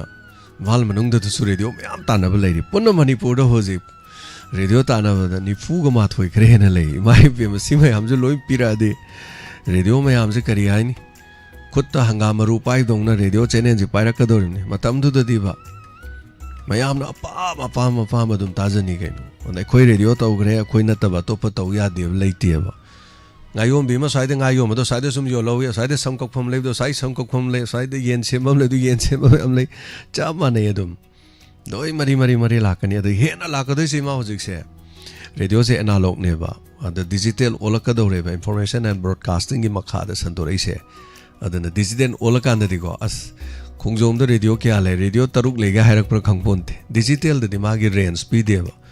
mathau phajana tawbudo do ina pirakadoi ne ba oda sidi non profitable ni paisa tong ba thabak natte sen tan bagi natte kathok pani dedication ni paisa uraba mitta paisa phangnam ne han uraba dum muladam sidi masana ne masagi leijaba talent sing du mayam da uthokpa mayam loina sidi involvement yawan ba aduni de ma tension jagi ma thaga chari mathangi caller da khudong sa ba pise ma kanana kari haining ba hai batare mathang afava yai fava miyam gi damak ta tawbuduni adaga chawkhalaba leibak sing da kayamuk yamna radio lege bodum internet ta changa yengbiu dum USA da how many radio stations are there in the USA da dum yengbiu how many radio station in Japan dum ibiu type tor kayam lege dum yengbiu khara dum channel su khara dum tholakane but whereas in India da yengbiu community radio kya lege na ada chahum bawbada ne aduna pikraba leiba am mi radio me am lege he na sidi the mayamna khaling achi chawkhalaba digital world sida loin radio tv radio molani television aduna dum loi hat khardau ne kadai di mut padi arun mut panati thabak thorom sing sigi chana ba mi mayam legane ba samna have those radio de gi tv ni henungai na tv mamang da famaga thabak loina tu oga sofa da famaga tv yeng leram doi si kana no khara khaktani ba mi makhal yum dagi ka hena thabak chatok ta ba yum gi thabak taw ba housewife khare lebirangani sana sa ba mi di kadai di sofa da fama tv yeng wadi harun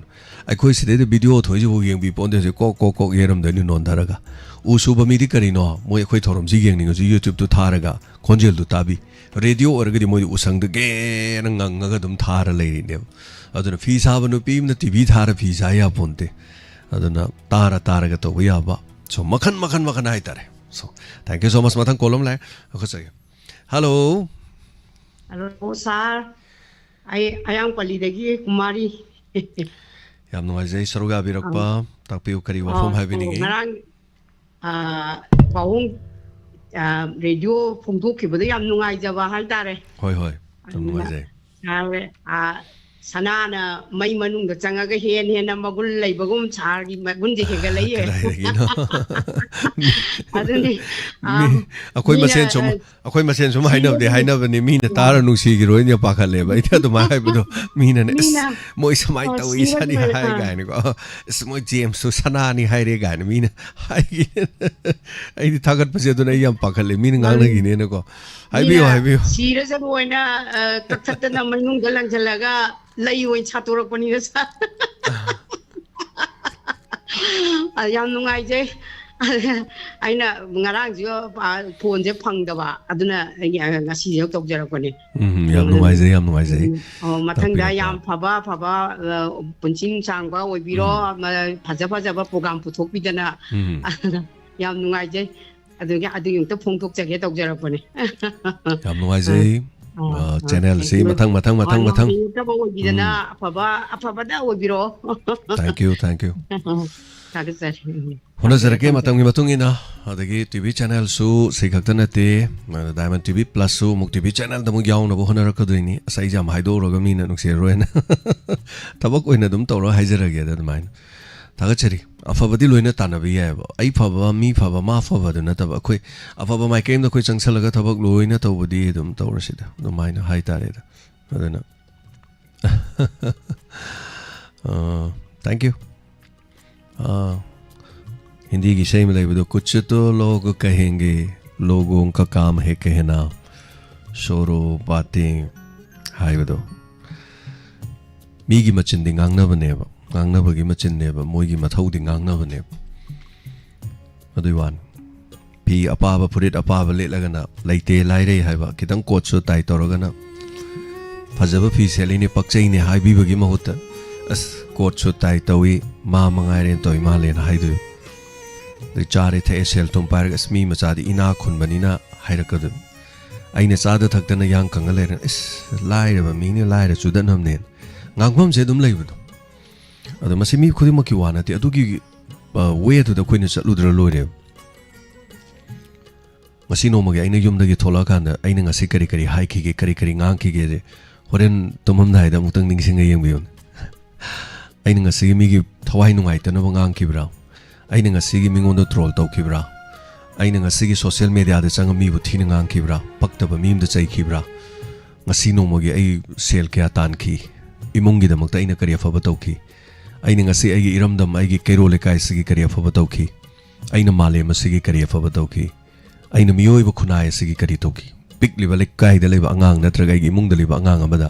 ngasi aina maram oiraga kari afaba pautak pikhi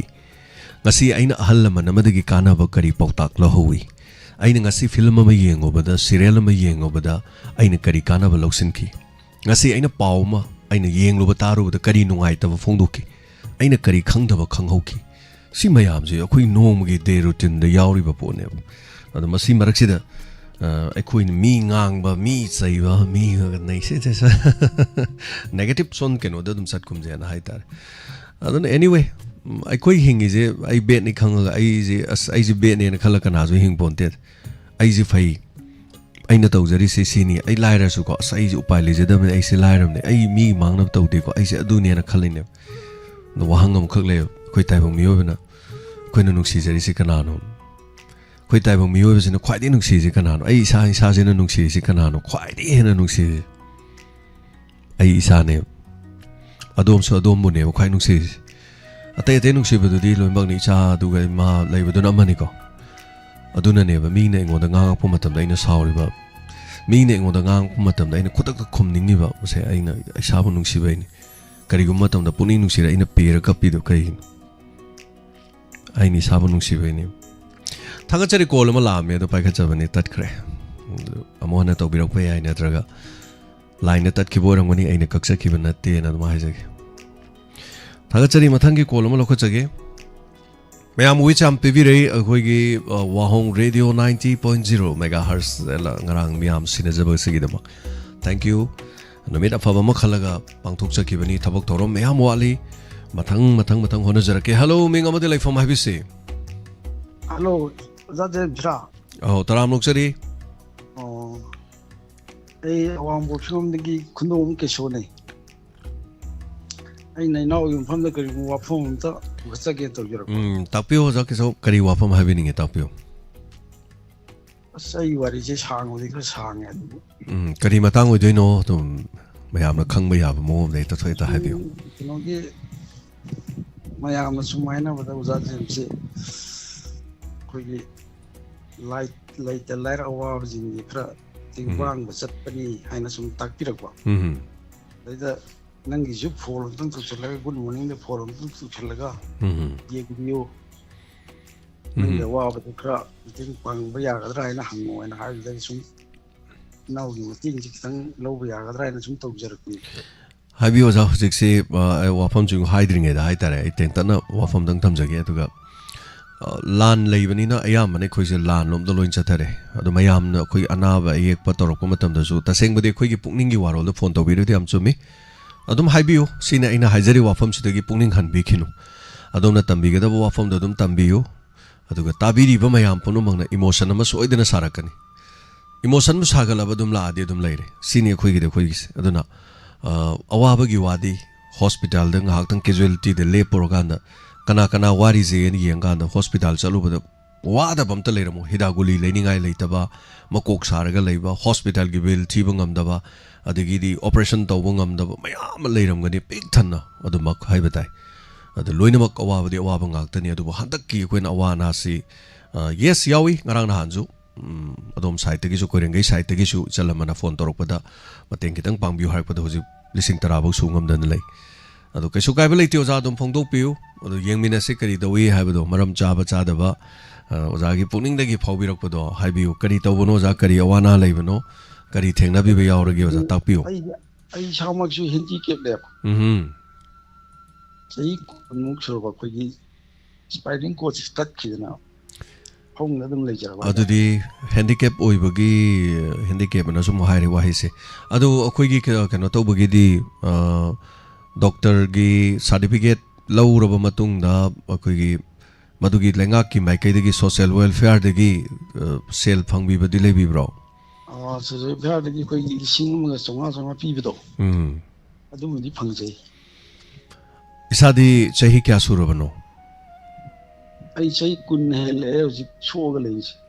इसागी चही क्या सुरगे आई होमफुगा मंगा चंग yum कई पानबिरे चाइसु कमाई कमाई तौबिबा लबने इचा नुपी यावना बायना हना गनि पांगा तरुक पोए पांगा तरुक पोएबा अदुदी इचा हंदुदी चही क्या सुरगे आई था क्रहेले मादी मोई इचा सिंगदी करी करी तौबिरिगे नुपा सिंगदुदी उपाय लेतना इन सोखिबदगी उपाय लेतना लाइक लाइसु मतिक चान अम तबन लौद्रे अदुगा हिरजिक्सिना अइन हाइजरिसिना आइगी नतबा आई चान पामा मरी सुबा हाइतारेको मसी कैंसर न नाराव ओ दिगा आई लाइंग न भोना बदा इमु मनुगी लो तुंग्रबने दिगी फिफम जिदा हुजिक कई फिफम जिदा युम जिगा इनकोन मसी यंगा बदी लाइरी असिना त जिग पाइ लेत्रा दाइगा आई चानि पाजी लुहोंग बजी चही अमागा अनि फाद्री ओ माजी लुहोंगे मचादी यावरबरो मचानि पामा चही अम कितंग हेले अदुमा कैंसर दी मादी स्टेज कयाने ना हाइबीगे दुगा डॉक्टर स्टेज 4 ने अदु दी लाइंग बदी कदा वाइदे लाइंग बिरिगे होजि पो बबिना रोम द लाइंग ब्रा दुगा सरकार की द लाइंग बिब्रा ओ प्राइवेट हाइदारे गो केनो दि पोरोंग पाता कोगी कैंसर की हॉस्पिटल ने अमल ले ममिंग दोई खो तपियो अदुगी यिंगिंगई ममांगदा कोगी हानमा होरपजे खुदा होरपनेबा खुदा नाय तो बिमा चल लगा सुम लाइंग बजी था मरी मंगा हाइजलबनेबा अदगी सरुगी बोबी द लॉन्ग बोबी येंग कान माना एमआरआई हम लोग थोक्सियन है दे एमआरआई लो कान नन जिदी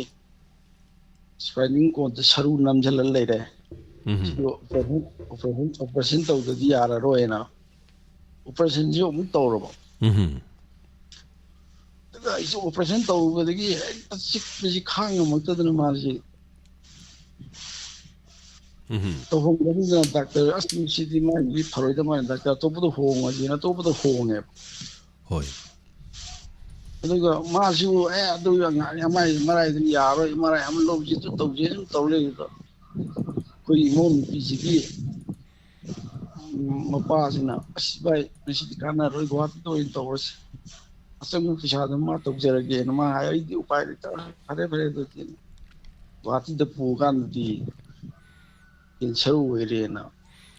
खंगक प क्याम कुइरगे दुदी हुजिक ट्रीटमेंट तो बिरिबिरो करी करी कमाई तोरगे तो हुजिक तोरी अदु मागी दु लाइंग न बहना बदा खुत्तदी हुजिक पैसा लुपा क्याम पाइददी या रोइना हाइगे जिमा जी केमो कापंग असि मुक सखियबा अनिर कापेबा मदिर कापदम नायबा अदे ई जिमाई जी तरागा मंगा तुक सुरमान कापिसी मैंने कैंसर नारक पे ई हम काप ई द तो बस यावरे मखन मखन जे हाई तारे ने केमो काप गदी आई जी हम ना उपाय लेत्रा हाई तारे दे दस जी कवाई तो जी के जुम खलक बदा सुम मयाम सुम तापिरो दगे अदबो यामना लोये ओजा होजिगी दुदी लुपा लिसिंग तरा मकुन मना लाइंग बफनी ना हाइबगी कनोदी लेते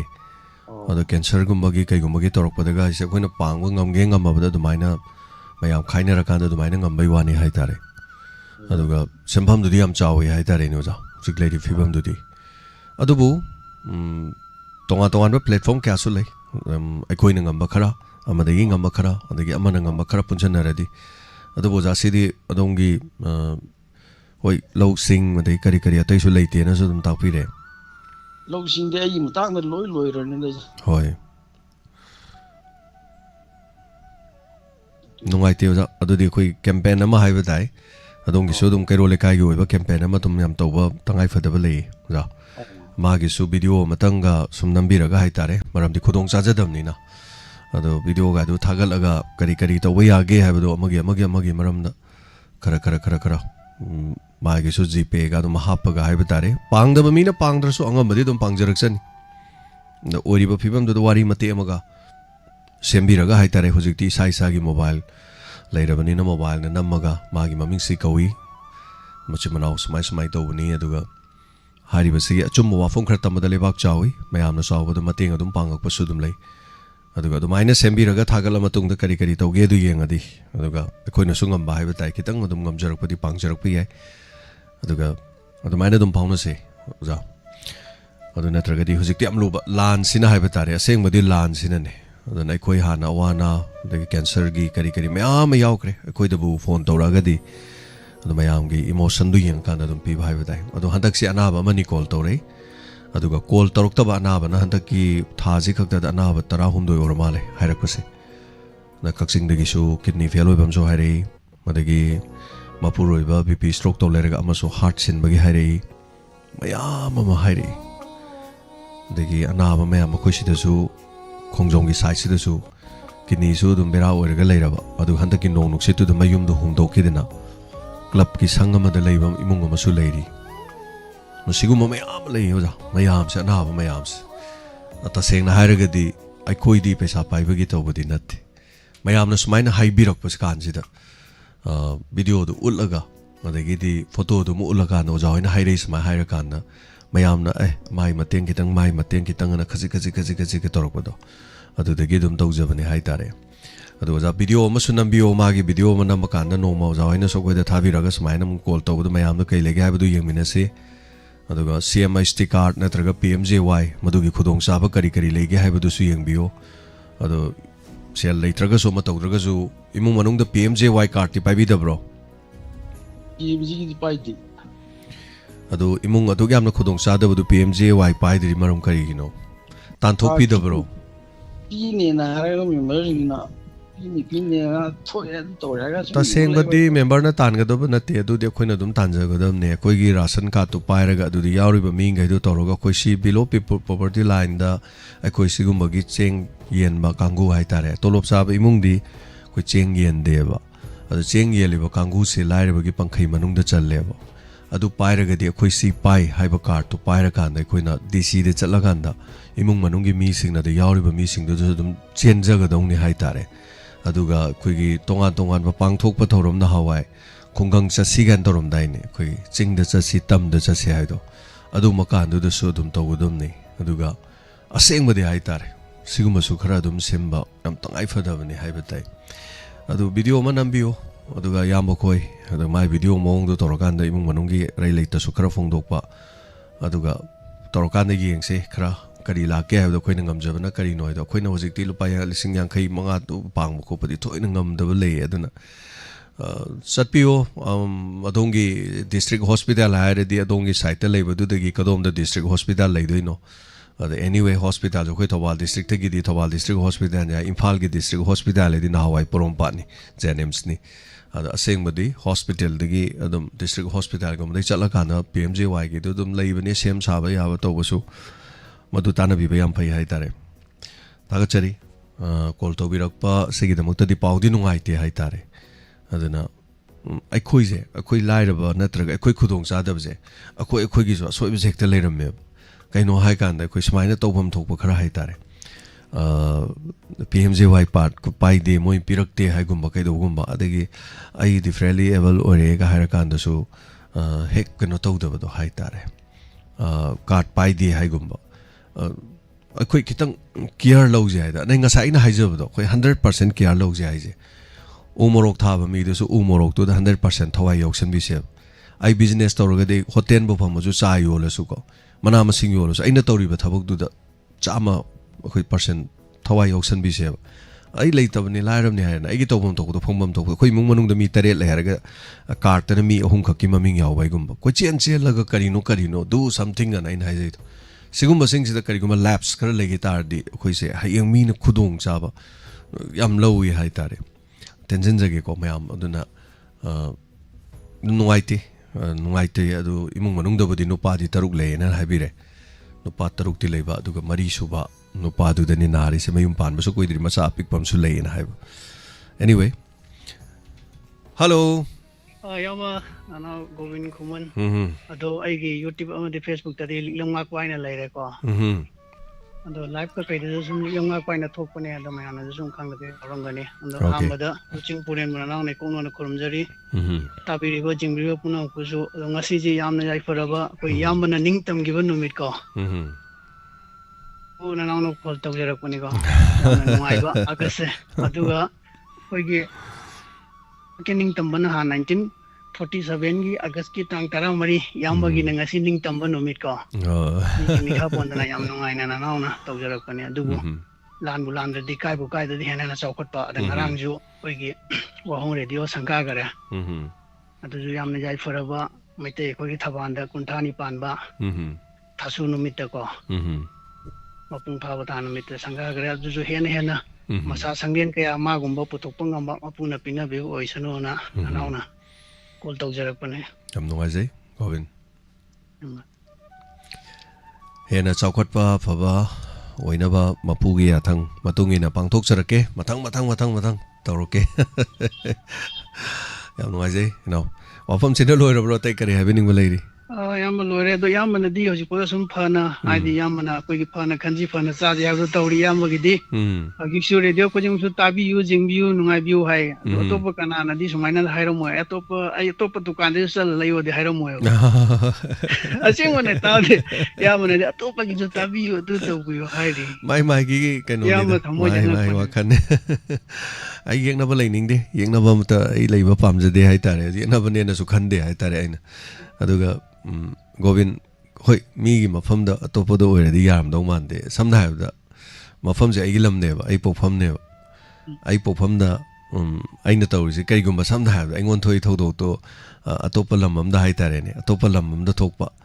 अदुगा लमदुदा आइना मुक चंगजलगा आइना तौरुबजे यारमदौदि मानदेबा अदो आई कैसुम खंदे हाइतारे आइना मयाम पुनमना इहौदु अस अदु तौबगा थुगाइबा येखाइबा गान तौवे आई नो खामीदुदि गोविंद आइना कोमयामा तौबा यादे नाइना तौगनो नाइना दुम खामीदुदि को गोविंद याम नुसी पुनमक्से को मरमदि आई मी हाटपा लाकपा नते आई ngasi फावबा आइने येन दि जायको आई येन बो हात्रिबा अदुमाइन तौदना हाइतारे अदु सफुदगी ngaamga लोक्तोले पाकता पोफ थारा हाटपदुंगो हात्ते हाइतारे खंगदे आइगी सागी मोनिदा आइना फै हाइबै वानते आइना सिना प्रूफ तौबै वासनते आइगी वाखलोन अमनि हाइतारे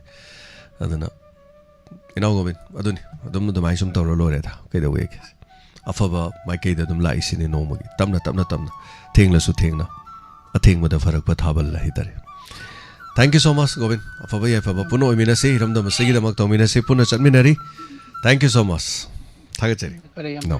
याई फरे थागचरी थरोमसिदा सरुगाबिरिबा पुमनमक पुंखाइ मुकि चांग अदुम लेजरी थरोमसिदा सरुगाबियु फोंदोपियु मथंग लेकाई लमदम सिंगी माइबेल सिंग ग्रुप कांगलुप साबियु मी मंगा तरुक तरा ना साबियु अदुगा कक्सिंगी खुंजा सिंगी थरोम पांगथोके हाबिरमी अतोपा लमगिसु अमनि हाइरकपा लेरे पांगथोकपियु इमा खोई अदगी इपा खोई खुरा इतोन मयामा अमना शेरिंग टीबियो अमना इसै तौबियो अमना हेक्ता वारी लिबियो थौरम मथंग दुमाइ पांगथोक्तना तौमिनसि हाइदना हाइजरी थागचरी मथंग कॉलर लोकचगे इमा चौबी वरमाले मानी बुङो हेलो बुङो इमा कइनो पो छित्रब्रो कोइ mahang bayangai imasu sum taugerapani ngarang haining ba khara leiba do ibugi nungai bani misida di haining da bai tare du ja mahang wase sum imasu sum taugerapani ai sum anoma sum nungai tabam sum haining ba haibdi koi go megi na traba koi kaino se dien hospital masi aikoy hoy angang unabagida neko yam nuai taba mai go mengira si nanai ra si boy na khalpa hai na sum khongdok chani banga haji ang koi operation tawba koi angang unabada operation tawba mayam si sigi mafam si de isingje sumta ta hadda bhai tare ko ai hata ꯑꯩꯈꯣꯏ ꯑꯉꯥꯡꯁꯤꯡ ꯆꯠꯄꯗ ꯌꯥꯝ ꯅꯨꯡꯉꯥꯏꯇꯕꯗꯣ ꯑꯗꯨ ꯏꯁꯤꯡꯁꯤꯅꯅꯦ ꯇꯥꯗꯤ ꯇꯥꯍꯟꯗ꯭ꯔꯒ ꯁꯨꯝ ꯂꯩꯍꯟꯕ ꯍꯥꯏꯇꯥꯔꯦꯀꯣ ꯇꯣꯉꯥꯟꯅ ꯂꯩꯕ ꯁꯨꯝ ꯃꯤꯉꯣꯟ ꯑꯅꯥ ꯑꯌꯦꯛ ꯒꯣꯔꯃꯦꯟꯒꯤ ꯑꯣꯏꯔꯒ ꯁꯤ ꯇꯧꯔꯤꯁꯤꯕꯨ ꯀꯔꯤꯅꯣꯅꯦꯅ ꯏꯃꯥꯅꯁꯨ ꯅꯨꯡꯉꯥꯏꯖꯗꯕ ꯍꯥꯏꯇꯥꯔꯦꯀꯣ ꯑꯁꯤꯕꯨ ꯃꯥꯗꯨꯒꯨꯝꯕ ꯍꯣꯕꯗꯤ ꯍꯣꯁꯄꯤꯇꯥꯜ ꯆꯠꯂꯨꯔꯗꯤ ꯄꯤꯛ ꯊꯟꯅ ꯎꯔꯅꯤꯗ ꯏꯃꯥ ꯑꯗꯨꯒꯨꯝꯕꯗꯨꯗꯤ ꯑꯋꯥꯠꯄꯒꯤ ꯑꯋꯥꯠꯄ ꯉꯥꯛꯇꯅꯤ ꯏꯁꯤꯡ ꯈꯛꯇꯒꯤ ꯋꯥ ꯅꯠꯇꯦ ꯍꯤꯔꯝ ꯀꯌꯥꯗ ꯍꯥꯏꯕ ꯇꯥꯏ ꯑꯗ ꯑꯩꯈꯣꯏ ꯍꯥꯏꯅꯤꯡꯉꯦ ꯂꯩꯍꯟꯕꯗꯣ ꯃꯣꯏ ꯃꯅꯨꯡꯗꯒꯤ ꯏꯁꯤꯡꯁꯦ ꯂꯩꯍꯜꯂꯦꯕ ꯑꯗꯨ ꯒꯣꯔꯃꯦꯟꯅ ꯃꯁꯤꯕꯨ ꯊꯑꯣꯏꯅ ꯇꯧꯔꯤꯕ꯭ꯔꯥ ꯃꯗꯨ ꯌꯥꯔꯒꯗꯤ ꯃꯔꯤ ꯂꯩꯅꯕꯅ ꯑꯣꯄꯔꯦꯁꯟ ꯇꯧꯗꯅ ꯌꯥꯝ ꯋꯥꯅ ꯂꯩꯖꯔꯤꯕ ꯃꯤꯁꯤꯡꯁꯤꯗ ꯏꯁꯤꯡꯗꯣ ꯐꯪꯍꯟꯗꯅ ꯏꯁꯤꯡꯒꯤ ꯗꯔꯀꯥꯔꯁꯤ ꯌꯥꯝ ꯂꯩꯕꯗꯣ ꯑꯗꯨ ꯏꯁꯤꯡꯁꯤ ꯁꯤꯖꯤꯟꯅꯕ ꯐꯪꯗꯅ ꯁꯨꯝ ꯕꯥꯇꯤꯟ ꯂꯩꯍꯟꯕꯩ ꯋꯥꯅꯤꯗ ꯑꯗꯨ ꯌꯥꯝ ꯅꯨꯡꯉꯥꯏꯖꯗꯦ ꯌꯥꯔꯒꯗꯤ ꯃꯁꯤ ꯑꯃꯨꯛꯇꯪ ꯌꯦꯡꯁꯤꯟꯕꯤꯗꯅ ꯑꯩꯈꯣꯏ ꯏꯁꯤꯡꯁꯦ ꯇꯥꯍꯟꯕꯤꯔꯒ ꯐ꯭ꯔꯤ ꯑꯣꯏꯅ ꯃꯌꯥꯝꯁꯦ ꯑꯅꯥ ꯑꯌꯦꯛꯀꯤꯁꯦ ꯐꯖꯅ ꯑꯝꯇ ꯒꯣꯔꯃꯦꯟꯅ ꯃꯁꯤ ꯒꯣꯔꯃꯦꯟꯒꯤ ꯑꯁꯦꯡꯕ ꯀꯩꯅꯣꯅꯤ ꯍꯥꯏꯁꯨ ꯇꯥꯖꯩ ꯑꯗꯨ ꯌꯥꯔꯒꯗꯤ ꯑꯝꯇ ꯌꯦꯡꯁꯤꯟꯕꯤꯌꯣꯅ ꯁꯨꯝ ꯏꯃꯥꯅ ꯐꯣꯡꯗꯣꯛꯅꯤꯡꯕ ꯌꯥꯝ ꯃꯤꯅ ꯋꯥꯅꯕ ꯃꯌꯥꯝꯗꯣ ꯎꯕꯗ ꯏꯁꯤꯡꯁꯦ ꯑꯗꯨꯝ ꯂꯩꯍꯟꯕ ꯍꯥꯏꯇꯥꯔꯦ ꯑꯗꯣ ꯇꯥꯍꯟꯗꯕ ꯃꯆꯤ ꯑꯃꯔꯣꯝꯗꯗꯤ ꯇꯥꯍꯟꯕ ꯄꯣꯖꯤꯁꯟ ꯇꯧꯗ꯭ꯔꯤꯕ ꯃꯐꯝꯗꯨꯗꯤ ꯈꯔ ꯇꯥꯍꯜꯂꯦꯕ ꯇꯧꯔꯕꯒꯤ ꯃꯐꯝ ꯃꯣꯏꯒꯤ ꯋꯥꯠꯁꯤꯗꯗꯤ ꯏꯁꯤꯡꯁꯤ ꯁꯨꯡꯇꯥ ꯇꯥꯍꯟꯗ꯭ꯔꯦ ꯂꯩꯅꯤ ꯊꯥꯒꯠꯆꯔꯤ ꯏꯃꯥ ꯑꯩ ꯇꯥꯕ ꯋꯥꯔꯦ ꯑꯗꯨꯏ ꯇꯣꯄꯤꯛꯇꯣ ꯇꯣꯛꯑꯁꯤ ꯏꯃꯥ ꯑꯅꯧꯕ ꯅꯠꯇ꯭ꯔꯦ ꯍꯥꯏꯇꯥꯔꯦ ꯏꯃꯥꯀꯣ ꯏꯃꯥꯅ ꯍꯥꯏꯗꯣ ꯌꯥꯝ ꯆꯨꯝꯃꯦꯕ ꯏꯃꯥꯅ ꯇꯥꯛꯄꯤꯔꯤꯗꯣ ꯌꯥꯝ ꯆꯨꯝꯃꯤ ꯑꯗ ꯑꯩꯈꯣꯏꯅ ꯃꯌꯥꯝꯅꯗꯤ ꯇꯥꯕꯗ ꯅꯣꯔꯠ ꯀꯣꯔꯤꯌꯥꯁꯤ ꯐꯠꯇꯦ ꯅꯣꯔꯠ ꯀꯣꯔꯤꯌꯥꯒꯤ ꯀꯤꯝ ꯖꯣꯡ ꯎꯟ ꯑꯗꯨ ꯇꯧꯗꯦ ꯑꯗꯥ ꯇꯧꯗꯦ ꯍꯥꯏꯔꯤꯕ ꯅꯣꯔꯠ ꯀꯣꯔꯤꯌꯥꯗ ꯐꯕꯁꯨ ꯌꯥꯝ ꯂꯩꯌꯦꯕ ꯅꯣꯔꯠ ꯀꯣꯔꯤꯌꯥ ꯂꯩꯕꯥꯛꯁꯤꯗ ꯃꯤ ꯑꯃ ꯅꯥꯕ ꯃꯇꯝꯗꯅꯦ ꯃꯗꯨꯒꯤ ꯆꯪꯉꯤ ꯄꯩꯁꯥ ꯄꯨꯝꯅꯃꯛꯇꯣ ꯃꯣꯏ ꯂꯩꯉꯥꯛꯇꯨꯅ ꯂꯣꯏ ꯄꯨꯊꯣꯛꯑꯦꯕ ꯐ꯭ꯔꯤꯅꯦꯕ ꯀꯤꯗꯅꯤ ꯐꯦꯜ ꯑꯣꯏꯔꯁꯨ ꯀꯦꯟꯁꯔ ꯅꯥꯔꯁꯨ ꯕ꯭ꯔꯦꯟ ꯍꯥꯡꯉꯁꯨ ꯑꯦꯛꯁꯤꯗꯦꯟ ꯇꯧꯔꯁꯨ ꯐ꯭ꯔꯤꯅꯦꯕ ꯇꯧꯕꯗꯗꯤ ꯂꯩꯕꯥꯛꯇꯨꯗ ꯆꯥꯕ ꯐꯪꯗꯕꯗꯒꯤ ꯃꯤ ꯅꯥꯕ ꯃꯌꯥꯝ ꯑꯃ ꯂꯩ ꯑꯗꯨꯒ ꯖꯤꯟ ꯈꯣꯡꯒ꯭ꯔꯥꯎ ꯁꯦꯠꯄ ꯌꯥꯗꯦ ꯃꯤꯒꯤ ꯗ꯭ꯔꯦꯁ ꯁꯦꯠꯄ ꯌꯥꯗꯦ ꯆꯨꯝꯅ ꯈꯣꯡꯒ꯭ꯔꯥꯎ ꯁꯦꯠꯄ ꯌꯥꯕꯒꯤ ꯐꯣꯔꯃꯦꯜ ꯈꯣꯡꯒ꯭ꯔꯥꯎ ꯁꯦꯠꯄ ꯌꯥꯏ ꯅꯨꯄꯤꯁꯤꯡꯅ ꯃꯈꯣꯏꯒꯤ ꯀꯜꯆꯔꯒꯤ ꯑꯣꯏꯕ ꯁꯦꯠꯀꯗꯕꯅꯤ ꯃꯣꯏ ꯐꯤ ꯌꯣꯝꯁꯤꯟꯕꯗꯣ ꯁꯥꯒꯦꯔꯥ ꯏꯪꯒꯦꯔꯥ ꯁꯔꯀꯥꯔꯒꯤ ꯑꯣꯏꯕ ꯔꯦꯗꯤꯑꯣ ꯑꯃ ꯊꯥꯒꯗꯕꯅꯤ ꯏꯃꯥ ꯌꯥꯝ ꯅꯣꯛꯅꯤꯡꯖꯥꯅꯤꯀꯣ ꯍꯧꯖꯤꯛꯀꯤꯁꯦ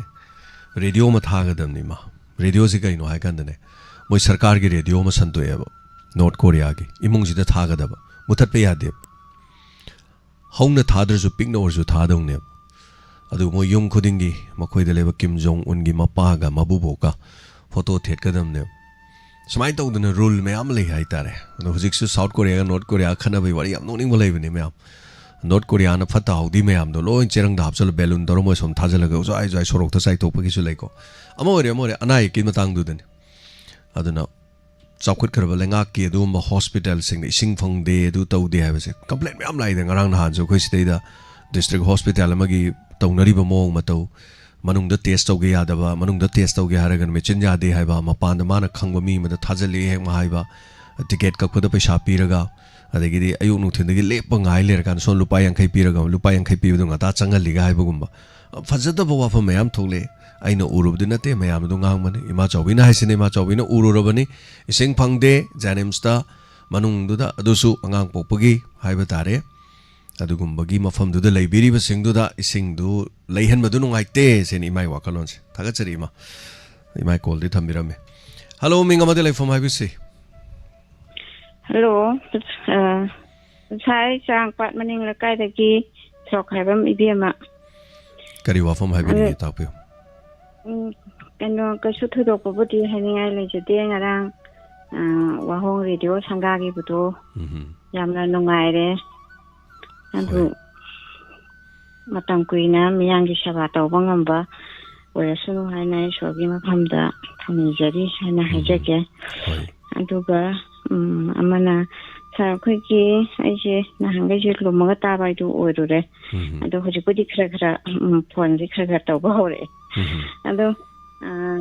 ꯑꯩꯅ ꯈꯪꯖꯅꯤꯡꯉꯤꯁꯤꯅ ꯁꯥꯔ ꯑꯩꯈꯣꯏꯒꯤ ꯕꯥꯔꯗꯦꯒꯤ ꯐꯣꯇꯣꯁꯦ ꯁꯤꯒꯤꯁꯦ ꯀꯔꯝꯕ ꯅꯝꯕꯔꯗ ꯊꯥꯔꯛꯀꯗꯣꯏꯅꯣ ꯁꯤꯒꯤ ꯅꯝꯕꯔꯁꯦ ꯑꯗꯨꯝ ꯊꯥꯕꯤꯔꯛꯑꯣ ꯑꯗꯨꯝꯇ ꯁꯨꯝ ꯈꯪꯖꯒꯦꯅ ꯍꯣꯏ ꯁꯥꯔ ꯑꯗꯨꯗꯤ ꯊꯝꯖꯔꯦ ꯊꯝꯖꯔꯦ ꯁꯥꯔ ꯊꯥꯒꯠꯆꯔꯤ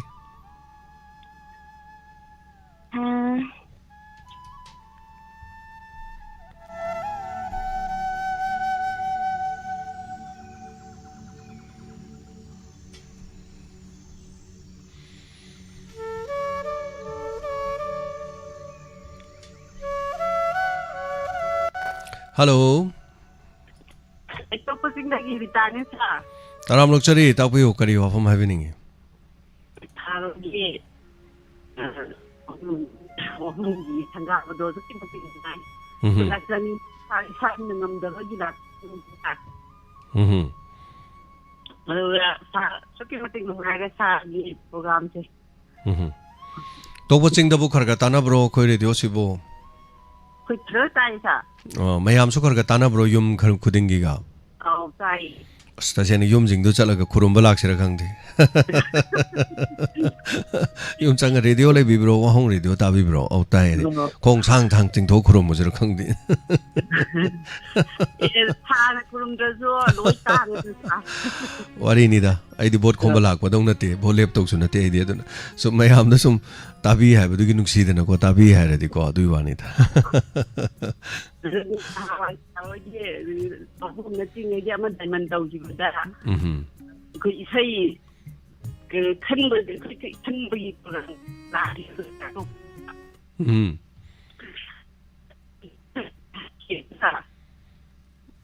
Tapiyo phone je network kitang nungai taba male haibiyo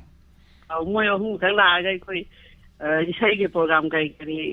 ꯇꯧꯕꯗꯣ ꯑꯩꯈꯣꯏꯁꯨ ꯁꯛꯆꯈꯤꯑꯕꯀꯣ ꯃꯇꯝꯗꯣ ꯌꯥꯝ ꯅꯨꯡꯉꯥꯏꯈꯤ ꯑꯩꯈꯣꯏ Hoi laksakini tokpa ching lakini koi gi koina chatpai thoram hodorobani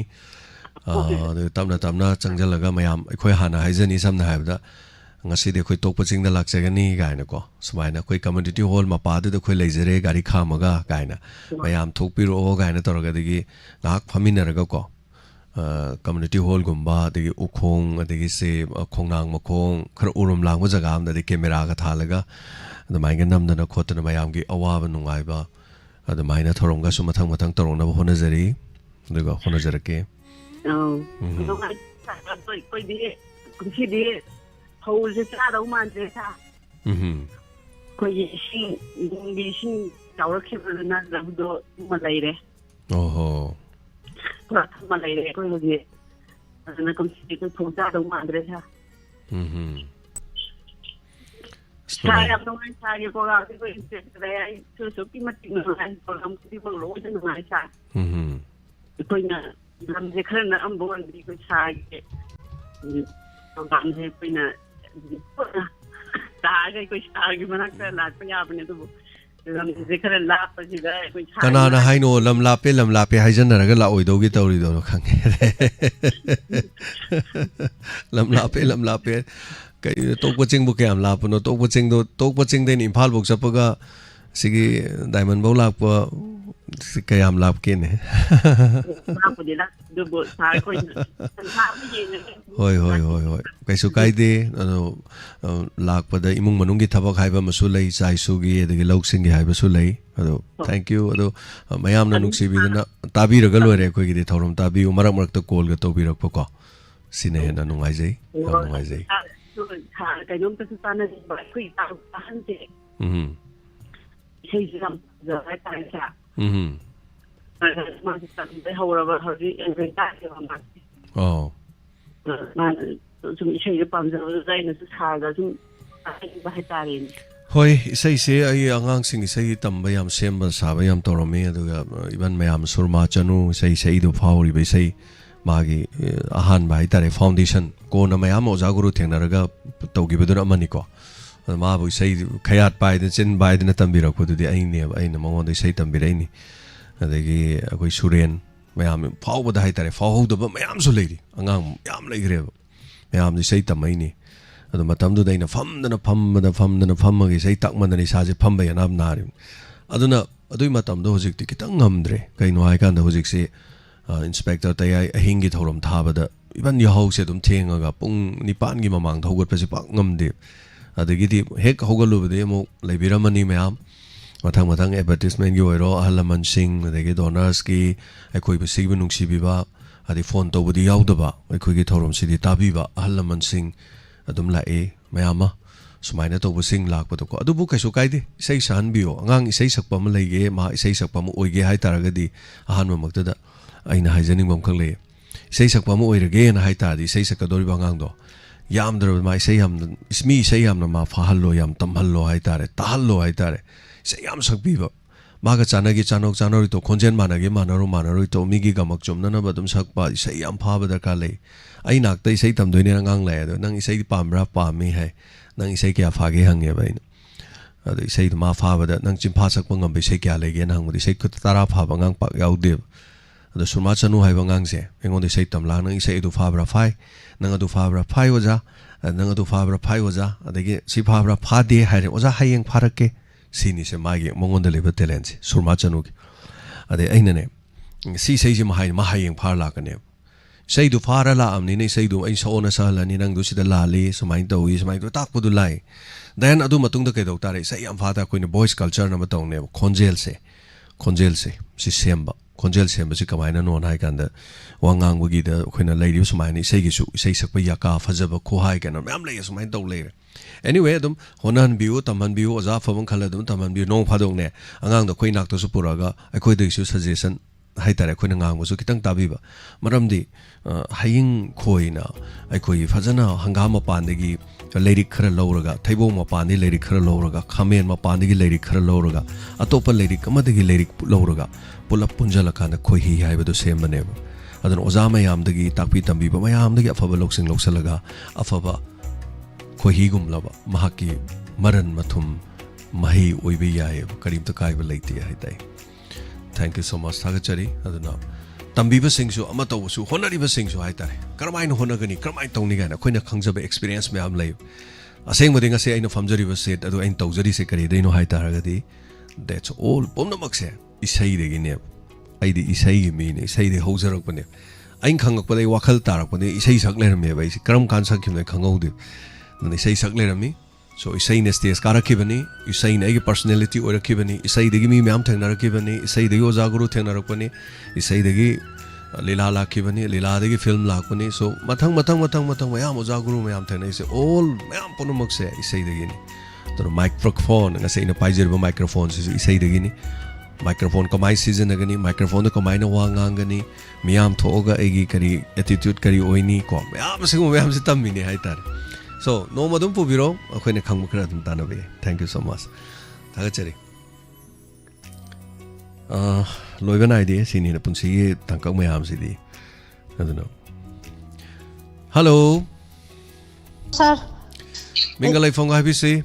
Ay nong damdagi na bi. Kamdo birige huzik sibu ako'y thorom se dum lepta na tabiri bro. Tazari sa lepte. Sum taraga layudo sum nuai de marong tam kon taro ko jita jari na phok sagen taw jarpon yam nuai je lummaga taba sing ani marong mak to thopiro haibedo yam nuai tholokpada ngarang su wahong radio sanga bada ai masak khangde haibi ma mayam lai adana mama na pokpade khodi uzadri ek imana pokpade uzadri phone apak ko su leijade ibungo gi saktabu karino karibu malam dongno kana bu malam dongno na haire adoina famle ragan ima sing do changjala kan as nang di si ore ko na hange khoina tajari si ore ko herak pudu ore se moi ding sai phone ju paijadam ni no ko hoi thank you makha tabiu au char ngara oi wahong ni dum mayam da khusin na dana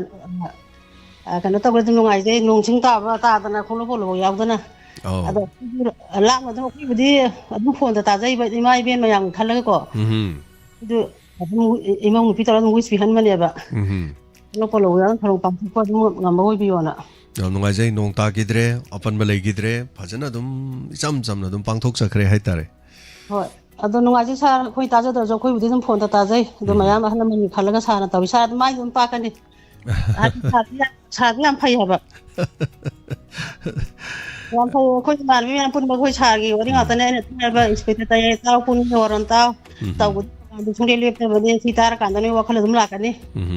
कोई साजे हाना मसा खंगम दे तो सारे सही सही जो खंग दे बको होय कोई दम हाबे दे कोई तुम थबे ngang सुनो बुनि ले भाई ते फोन जो पाइ भाई जे हाबे कोन तौ बा दे मीना कोन मीना तोर बदो को दा सा क्राइम रिपोर्ट इसान पिना छा सकता है बा मा तु सिदे क्राइम रिपोर्ट ना मन ली जे जे mai गुजं गौ बने अदो yang gi jai sigi jase ko पो मा कनि पालंगी वारी नि mai ba ke do yang gi jai ngo da di phamu de kumjang ngam na ta di ta hal le adagi khar le kan da anga ma yam khiba isa ama la yin cha jin kina ba mana ispi ta ya je tharak pa dare episode mari so ba pho de thara ga ta halle ba khoi da ꯑꯗꯨꯝ ꯇꯥꯔꯀꯥꯟꯗ ꯁꯥꯁꯦ ꯑꯩꯈꯣꯏꯅꯗꯤ ꯃꯇꯝꯗ ꯚꯤꯗꯤꯑꯣꯅꯤꯁꯨ ꯈꯪꯗꯦ ꯑꯃꯅꯤꯁꯨ ꯈꯪꯗꯦ ꯑꯗꯨꯝ ꯇꯥꯖꯕ ꯍꯥꯏꯇꯥꯔꯦꯀꯣ ꯗꯔꯀꯥꯔ ꯑꯩꯈꯣꯏ ꯄꯨꯡ ꯋꯥꯔꯣꯝ ꯇꯥꯗ꯭ꯔꯤꯕ ꯍꯣꯏ ꯍꯣꯏ ꯑꯗꯨꯒꯗꯤ ꯈꯔ ꯂꯩꯔꯒꯗꯤ ꯍꯧꯖꯤꯛꯀꯤ ꯁꯥꯔꯅ ꯍꯥꯏꯕꯗꯣ ꯗꯥꯏꯃꯟ ꯚꯤꯗꯤꯑꯣꯗꯒꯤ ꯇꯣꯛꯄꯒꯤ ꯃꯇꯥꯡꯗ ꯑꯣꯏꯗꯣꯏꯅꯦ ꯑꯩꯅ ꯀꯩꯅꯣ ꯁꯣꯏꯗꯥꯏꯗ ꯂꯥꯛꯇ꯭ꯔꯦꯅ ꯍꯪꯀꯥꯟꯗ ꯑꯩꯈꯣꯏꯒꯤ ꯅꯣꯡꯗꯝ ꯁꯥꯕꯒꯤ ꯊꯧꯔꯝꯗ ꯇꯥꯕ ꯑꯉꯥꯡ ꯏꯅꯥꯎ ꯅꯨꯄꯥ ꯈꯪ ꯂꯩꯕꯀꯣ ꯍꯥꯟꯅ ꯗꯥꯏꯃꯟꯒ ꯁꯥꯎꯅꯔꯤꯕꯅꯦ ꯑꯗꯨꯅ ꯊꯥꯔꯛꯇ꯭ꯔꯤꯕꯅꯦ ꯍꯥꯏ ꯋꯥꯔꯤꯁꯦ ꯍꯣꯏ ꯁꯨꯝ ꯇꯥꯕ ꯂꯦꯞꯈ꯭ꯔꯒ ꯀꯩꯅꯣꯗꯤ ꯐꯕ ꯑꯁ ꯈꯔ ꯂꯦꯞꯄꯩ ꯃꯇꯥꯡ ꯇꯥꯔꯝꯃꯒ ꯂꯦꯞꯄꯩ ꯃꯇꯥꯡꯁꯦ ꯑꯩꯈꯣꯏꯁꯦ ꯑꯁ ꯇꯁꯦꯡꯅ ꯇꯧꯐꯝ ꯆꯥꯐꯝ ꯈꯪꯗꯦ ꯍꯥꯏꯕ ꯌꯥꯝ ꯅꯨꯡꯉꯥꯏꯇꯦ ꯑꯩꯈꯣꯏ ꯇꯥꯕ ꯐꯪꯕꯗꯣ ꯑꯗꯨ ꯈꯔ ꯂꯩꯔꯒꯗꯤ ꯑꯗꯨꯝ ꯐꯣꯟꯗ ꯀꯩꯅꯣ ꯇꯧꯖꯔꯦꯗꯅ ꯍꯣꯏ ꯌꯥꯝ ꯅꯨꯡꯉꯥꯏꯔꯦ ꯍꯧꯖꯤꯛ ꯁꯨꯝ ꯊꯥꯒꯤ ꯋꯥꯔꯤ ꯂꯣꯏ ꯇꯥꯖꯩ ꯑꯩꯈꯣꯏꯅ ꯁꯨꯝ ꯐꯣꯡꯗꯣꯛꯆꯗꯕ ꯋꯥꯅꯤ ꯑꯗꯣ ꯅꯨꯡꯉꯥꯏꯔꯦ ꯁꯥꯔ ꯃꯥꯏꯗ ꯑꯗꯨꯝ ꯇꯥꯛꯀꯅꯤ ꯇꯥꯛꯄꯗ ꯑꯗꯨꯝ ꯑꯣꯏꯕꯤꯌꯨ ꯍꯣꯏ ꯍꯣꯏ ꯅꯨꯡꯉꯥꯏꯖꯩ ꯑꯗꯨꯒ ꯏꯁꯩ ꯑꯃ ꯑꯗꯨꯁꯨ ꯃꯇꯝꯗ ꯑꯩꯈꯣꯏꯅ ꯌꯥꯝ ꯊꯋꯥꯏ ꯌꯥꯎꯅ ꯇꯥꯖꯕ ꯏꯁꯩꯅꯦ ꯑꯗꯣ ꯁꯥꯔꯅ ꯑꯩꯈꯣꯏ ꯁꯥꯔꯅ ꯈꯪꯗꯦꯕ ꯁꯥꯔꯅ ꯍꯥꯏꯔꯀꯥꯟꯗ ꯈꯪꯕ ꯑꯧ ꯀꯔꯤ ꯃꯔꯤ ꯊꯣꯛꯅ ꯆꯥꯛ ꯃꯔꯤ ꯊꯣꯛꯅ ꯆꯥꯛꯂꯕ ꯊꯃꯣꯏꯅꯤꯅ ꯇꯧꯕꯗꯣ ꯚꯤꯗꯤꯑꯣꯗ ꯌꯥꯝ ꯇꯥꯏꯌꯦꯕ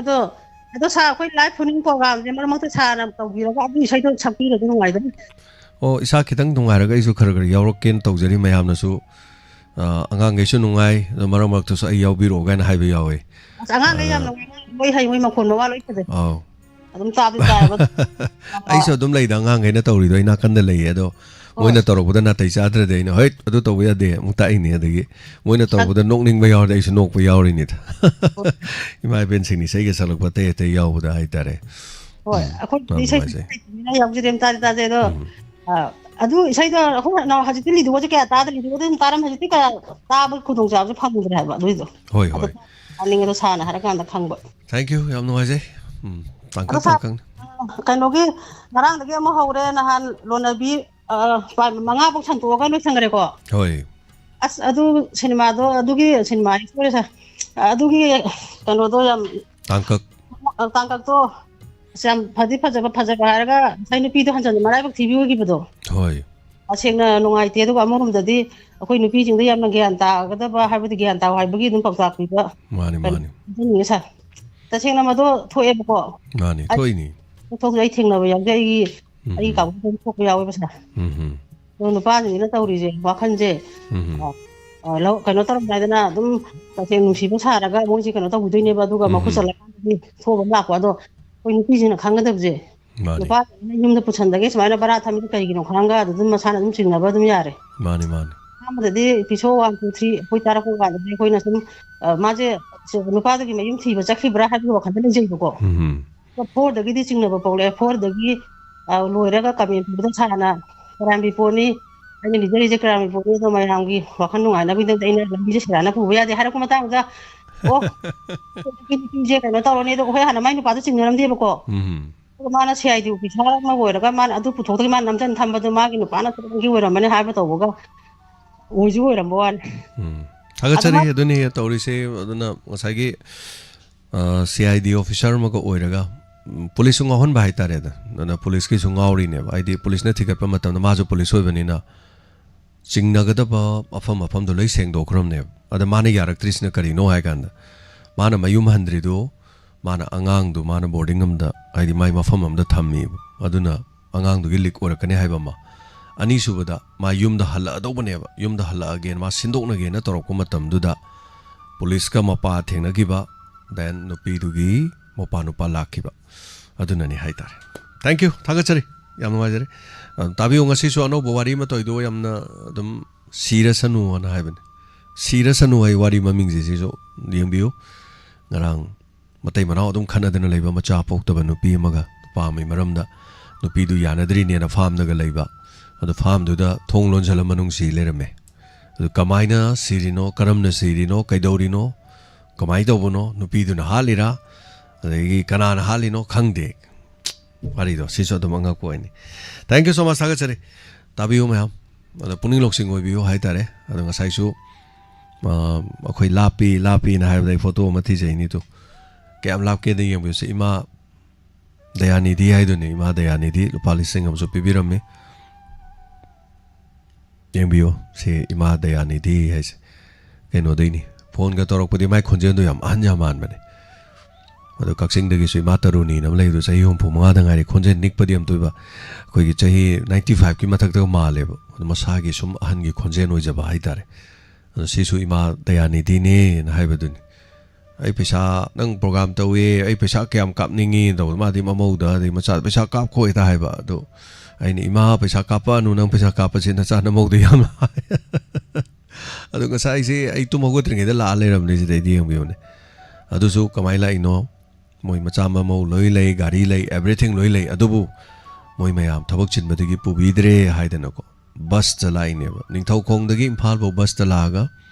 ning thau khong da gi imphal bo bus la ga imphal da gi amuk akoi se khong jom phau bo bus ta lai de ma se ma mau pi moi pu ra lai ne hai ta ne nung si ja da na sini sigi nung si bai li pun sini da sidi phang manate ba pa pa nung si da don si da tok po jing da gi la pe na hai du yong do si kyam la pam ni anyway amore ko yam nung si ji tha cheri aduga ima slak pi ram ni na hai ta re se chak chara ma su chami na re haw haw to ba aduni thank you so much tha cheri mathang kolor lo ko chage hello hello ya manano Shakespeare thandai kai oh inaw na si the video mo utpi nei se kari video ne ba se iyamba mayam da dum uhan janing dana nong chu ragan dai khoi bis dai da lekin sumaina thai ai nei no phang oh nong chu ba matung gi ne ba nong chu gan da mo lekin jen mai kha nong je mo ngang khallaga mo nong oina mo chu rak twin nong chu kan da mo thai ma sigi lekin thai ji di ingdro ing badi to da bra ing badi ing de thanda nong yam oh aduga diu oina da rakha dum tuat ko khot du di hachang de to ba pai rak ko na ai mayam da uchari video do tapiu kari wafam hai bini harakari ado se gari ga thore se gari thengjan ro dro se gari ga u do par ganam to gari di se da speed jam kana thongna de mam visibility ne ban na thengjan ba di thadong na yaw de aduga yaw bu jani dang ba ga oh as moi se light ka pa ga chane tapiu kari hai bini ba ani su da yamba ko gi masai gi kolar nuai ta ba ma paw hai ta magi anaba ngi masa nupa gi sam to do dum ka sum kai de haina ba tana ba sum awa ba tang da haido su mateng ma ena kana to la phang da su kitang ko ko pa ji haido ga su phai hainai ko yam mani aduna magi mapaw ta ma ko do ta ba di nuai de hena nuai ta ba di anga nga pi ko ma ga lai ha se na ra yel pa di yam ba yin kwai nuai da se individual oina lai de kitang phai bu ko hoi ta bi da tu ma cha le da nga ga lai ho wi hai ji sum nu pi yo sum pa ji sum ta da nuai ji di yam ne chang de hai ta mani yeng na se du ga yam na su phaja ba suggestion ma kha ko gi video ma hai je du kwai he na maru ina yam na khana da bi ai na sum u ja ba khang ja ba da ga mai 360 da wa di ma kana ba tang di phang ga dra na khalle hoi matam bu di lang gi matam ni adu he na miyam na ana ai ki da sum ai na u ja ba da he na mo paisa gi kai gi la ko kana ba phang bi mo da yam phang ni hai ta hoi yam gi ma tieng gi hai ta chao yeng ga yam na su suggestion bi gi du tha ga ani su da lai na tham jani mu je ni bo di pun si je yam nga nga na koi khanna gi ko ai na sum sahi hum pu nga hai du tang chat ta mayam ge sum ai na to ra ko ma sum tang chat na ri mo je thak ko ta ba da gi bo na tra ga na heart attack to er su si chang ba min ge dum sum dra ma nga mal fu yong na yi bo ji ji su ko sin ja kyam na kai no to a hian ba ka na thau da gi chang a ta ba sin na pun si si da gi ho ji cha ri ba sin ja si ri ai na koi ibu oi do oi na sa ma tam du sa du ga ma na dre ha jeri ba ya har gi ko cha yaw ni na ek ta cha ri me ma pa nei pu salak pa na chang in si te na ba gi ma cha ma su oi hai ta aduna mayam na yari ma kai sa gi chang dai ngai na ju ma tam da chang pha na tham na ba en na ja du i roi na ko gi ai sum u ja bu ni ma se ipai pu gi hak ta bun si ten ba halaman ngan to ja dum tengal le ba bun si kha chang ba halaman gi family na dum kha chang na si ju genetics ki oi bra khang gi ai sum u ja ba theng na ja ba hai ta akhoi dai da lai bu sum theng na ja mai ni to oi hai ta du yam na si ma su kan nei sai cha gi bun si se chang jing sai khwai nung si ja ai ni yam ba na tham bi le ko na mi na si hai bi ma tham ja ani su ba ahum su wa pham da na ai je ma si wa pham ja hai dia da bai hai re ni ko ai yam na ti koi paung da pa thok ti da social media su yam viral loi ba asu kru ba tang ja ji ja rpm na krai di pu thol in no nu pa ma khala nu pi ma cha trai pan bo nam ga na ma sa gi jet lo bi ram ya hai si ai gi mo ta ta da yam na ma si ho ji kan ji ma si thau siam sa than na ja ta ho ji kan ni tahi trao nga ai na pa khang oi ko ma tam dai da ga dum tau na re ma si gi thau ji कमाई तौरीबा लिचेटनो खंगदे मसे यामना इकाइबा सम तमथोकान दुगा महाकी ngahaktangi kayani nungaibagi khandawdabadi haigdra मथा मसागी यानाबगी दी Oram चथरी थबक याम फोंगा काने फजब नते अफबसु नते हाइदरिबा अदुना मसीगी थबकसी यामना फतबा खंगने अदुना इचा इचा जिंग याम section Jinu power Jinu पिओजु phi मरान लेबदी याम अंगांगदु नते नुपाम चादु नते नुपिम चादु नते mama Mopa जिंने बई हाइजनी mama Mopa जिना फजबा वाखलोन थंबीरगा ए मिगी मचादा सुमाइ तौबु यादेको दगी मिगी सुमाइना तेंगादा दुपौ ताका पिबि इमुंगदि मसी कया थोएबा पंचा चारा पंथम थंबा पंक्ति बिजरगा थंबा इमुंगदा काहेना यानी थबकसी तथबु उबा हाइतारे आरपीएफना सुमाइना पुथोकना तौरिबा तौबु थबकसी यामना फै असी मतुंगदसु तौदबा किहन खंगन बखरा यावहनद्रगदि फत्ते हाइबा साजत अमा सुम चतखिबा सेंगा यामबा लुहोंबगी मतम चही 35 अमदि कुमाथोय हाइने नुपागिना नुपिगिना 35 को मसीगी ममांग चथबा नत्रगा मतुंगा दुम खंगना चानारगा अइना तोइना पंजबा निशाने आई सिजु सुमाइ तौबुसु निशा मखल अमदा आई चिंजन जयो पुसन जयबा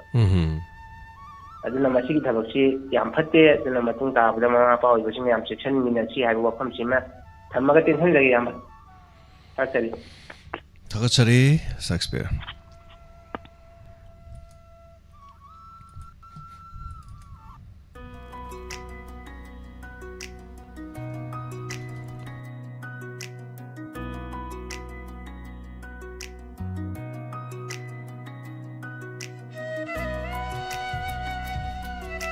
हेलो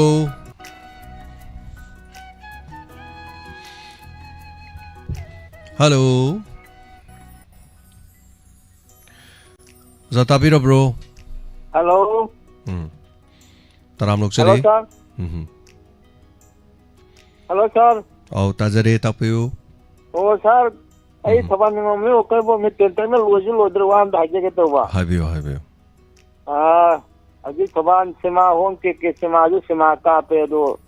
कोई डोनेशन की होना तोबा हाय तारे को इसे दो मु हौरजिरा न सादा हाजनी होना मधु हौद्रगे कोई जे मतें पांगबा ngamdradi kamai tawni sar mateng pangdre hojik mayam khun ngakpai khotpai karim ta isu khaidre hojik se adu mateng pangdok su aigi sigi ka manungi koi gi sei tawbam je sigi makha gi floor je koi gi phakat pane ba adu floor je tangkhaim di sema ba tangkhaim sem go dok je semi ba kanggu do tham phare lakta ba adu moi do thiragam to pharu do yaro do re ai thabak thok dorom ne ai saw leiram ne ba kari no inaw jing to loisan biro loira di noi bo paisa phang doi na tro si bo la o ne ne kau leiram ne je adu moi la ga haujarage doctor hajoge habiu as koi gi sida jo bangong la raw maning da jo ui thoma de pada na yom khalama ki ai thwan police ki matye gatang miram da pha de pagan de soka ji gari je paina thamjan dana nungdanga je mi kecheng ko mapami bo ka pa yad re tu na thwan lo sigi miyang am chang bi bo da nungdang ge vendor de na pha pi de pani thon nungai gi dare bo se wa kai gi no thwan dai mafam do hui am pa mi du kai gi no da hui pajana no me ki ji tra de ko thonge ga ha me do thwan ko tina miyang am ka sang bi ra ga ma ti nungdang am da pha bi de nungdang la ra mo maning je kala sare sa si ko ta ngai je du isai do to re je du ra te ko pa le do man re aga chari oja yam nungai je tang la tham je re sa ma tam jo ba ozai bango ana ne thaga chari yam nungai je अखोई सिदना हवाई हुई थोंब योन बदु kaan लेरमे होजिकति तोखरे मोय योन गिद्रे कोइरबै वारी ने खोना गांगुने अदो मसी hotel जिदा यो लिबा से चाब लागबो जे थौबालोम दे मी ने याम बोयबा थौबाल हाइजे थौबान बाजार दाइ मनिंग ममा दा हाइतारे दाइ दे मी खरा अदगी मरोम पांग सिंग के सिंग अमा लेबसु थौबालोम गी मी जाम चाब दम दो खंगते अदो होजिकान दे हुई जे मी गुमनी मपु उबदा मपुबु याम लु निंगजबा होइनि हाइतारे अदो चाबसु आइनसु यादबनि ना हाइतारे जाइबोना थंबेरकपनि अदो फफता पुनमक्तु मरि लेनबने यंगसिन बिबो इसन own हाइजा तारेन ngasi aroiba last call lokhachage hello sir ai wanging dagi premjit taram loksari premjit ai ji manipur gi mai gi film je sa ayung din di phajana la ga nungdang je amumut le ba sa si ya daga di mari de ne basing ta bi daga ꯑꯝꯇꯪ ꯁꯦꯝꯕꯤꯔꯛꯑꯒꯗꯤ ꯌꯥꯝ ꯅꯨꯡꯉꯥꯏꯖꯒꯅꯤ ꯑꯗ ꯁꯥꯔ ꯍꯧꯖꯤꯛꯁꯦ ꯔꯦꯗꯤꯑꯣꯁꯦ ꯆꯞ ꯂꯦꯞꯄ ꯂꯩꯕꯤꯗꯨ ꯇꯧꯈ꯭ꯔꯦꯕ ꯍꯧꯖꯤꯛ ꯇꯧꯈ꯭ꯔꯕ꯭ꯔꯣ ꯇꯧꯈ꯭ꯔꯦ ꯂꯦꯞꯈ꯭ꯔꯦ ꯌꯥꯝ ꯅꯨꯡꯉꯥꯏꯖꯩ ꯄ꯭ꯔꯦꯝꯖꯤ ꯇꯥꯛꯄꯤꯔꯛꯄ ꯑꯁꯤꯒꯤꯗꯃꯛ ꯏꯟꯇꯔꯅꯦꯠꯀꯤ ꯀꯔꯤꯒꯤ ꯈꯨꯗꯣꯡꯆꯥꯗꯕ ꯑꯣꯏꯔꯝꯒꯅꯤ ꯑꯗꯨꯕꯨ ꯌꯦꯡꯁꯤꯜꯍꯜꯂꯛꯀꯦ ꯊꯥꯒꯠꯆꯔꯤ ꯉꯥꯏꯍꯥꯛꯀꯤ ꯃꯇꯨꯡꯗ ꯂꯥꯏꯚ ꯐꯣꯟ ꯏꯟ ꯄ꯭ꯔꯣꯒ꯭ꯔꯥꯝ ꯃꯌꯥꯝ ꯁꯔꯨꯛ ꯌꯥꯕꯤꯌꯨ ꯇꯥꯕꯤꯔꯤꯕꯁꯤꯡ ꯄꯨꯝꯅꯃꯛꯁꯨ ꯑꯗꯨꯒ ꯍꯦꯟꯅ ꯉꯁꯤꯒꯤ ꯊꯧꯔꯝ ꯃꯄꯨꯡ ꯐꯥꯍꯟꯕꯤꯕ ꯑꯁꯤꯒꯤꯗꯃꯛꯇꯁꯨ ꯃꯌꯥꯝ ꯄꯨꯝꯅꯃꯛꯄꯨ ꯊꯥꯒꯠꯆꯔꯤ ꯑꯗꯨꯒ ꯏꯔꯣꯝ ꯂꯣꯏꯗꯥꯡ ꯗꯦꯕꯤ ꯌꯨꯔꯦꯝꯕꯝ ꯑꯋꯥꯡ ꯂꯩꯀꯥꯏꯗꯒꯤ ꯏꯃꯥꯁꯤ ꯂꯨꯄꯥ 500 ꯑꯃꯨꯛ ꯄꯤꯁꯜꯂꯦ ꯏꯃꯥꯁꯤ ꯃꯥꯏ ꯄꯦꯟꯁꯟ ꯐꯪꯉꯦ ꯍꯥꯏꯕ꯭ꯔꯥ ꯀꯩꯅꯣ ꯑꯗ ꯏꯃꯥꯁꯤꯒꯤ ꯆꯍꯤ ꯑꯃꯒꯤ ꯑꯥꯏꯁꯀꯣꯝꯒꯤ ꯄꯩꯁꯥꯁꯨ ꯀꯥꯞꯄꯕꯅꯤ ꯃꯗꯨꯒ ꯏꯃꯥꯁꯤꯁꯨ ꯃꯊꯟꯇ ꯂꯩꯕꯅꯦꯅ ꯍꯥꯏꯖꯕꯗꯣ ꯑꯗꯨꯒ ꯏꯃꯥ ꯗꯌꯥꯅꯤꯙꯤ ꯂꯨꯄꯥ 1,000 ꯄꯤꯕꯤꯔꯝꯕꯅꯤ ꯋꯥꯏꯊꯣꯟꯗꯒꯤ ꯊꯣꯏꯕꯤ ꯑꯣꯂꯦꯟꯒꯤ ꯑꯅꯥꯕꯒꯤꯗꯃꯛꯇꯅꯦꯅ 300 ꯄꯤꯕꯤꯔꯛꯄ ꯑꯣꯂꯦꯟꯁꯤ ꯇꯦꯁ ꯇꯧꯔꯤ ꯌꯥꯝ ꯀꯟꯅ ꯑꯣꯂꯦꯟꯒꯤꯁꯤ मागी हार्ट हाइतारे ओय थंग हार्ट की सरुक सिंगनी मचा मनी फुंजले ऑपरेशन तब यानी यारोन तौसलना मथा मुक सारी तौरीसे कन होनरी येंगी मरक्सिद हाइबताई अफब ओइसनु इनावगिसु मैमनसु मतेंग अदुम खर खर पांगबिरपुद लाउथुकजबनी मोइरांग मयुम चावबा इंगौरोक मखालिकाई ngaranggi लाउथोकपद मोइरांग थेम हाइख्रे अंगांगैनि इरकपदा मोइरांग मयुम हाइबने अदुना थागचरी मतेंग पांगबिरकिबा दुगिदमतसु अदुगा मेकोलादगी इमा सुमिला karang thorom दुगिदमतसु लुपा 1,000 पिबिरकपा थागचरी हनना अदुगा ओजा मोरांग मयुम चावबगिसु इंगौरोकिसु लुपा 400 हाइबतारे अदुगा मखल अनीनी पिरकुसे संगावने अदुगा खुनगापने अदुगा मना डोनर्स यावबगिने थागचरी अदुगा मतेंग अखोइदा कापिखिबा पिबिखिबा लेरसु टेक तौबिरो अमहना निंगसिंगबिरो हनना थागचरी अदुगा थोरम असिदा सरुगा बिदुना मपुंग फानबिरिबा पुनमा हनना थागचरी मखा ताबा थोरम दे लाइव फोन इन प्रोग्राम द सरुगा बिउ ngahak ki mikuk khरगी तुंगदा सोइदना मकी मैम खुसिनजगे पुनमा अफबा याफबो इमिनसी खुरुमजरी टेक केयर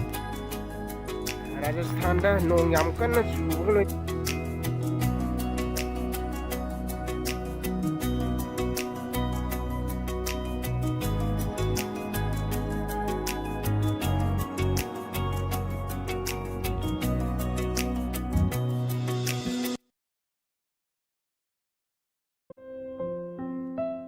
फौगी तिलहाट हिदाक सिंगदा अनोब यावल पुरकलिबा ख्वाइदगी नौबत तिलहाट हिदाक केबुका सिगी हाइब हिदाक से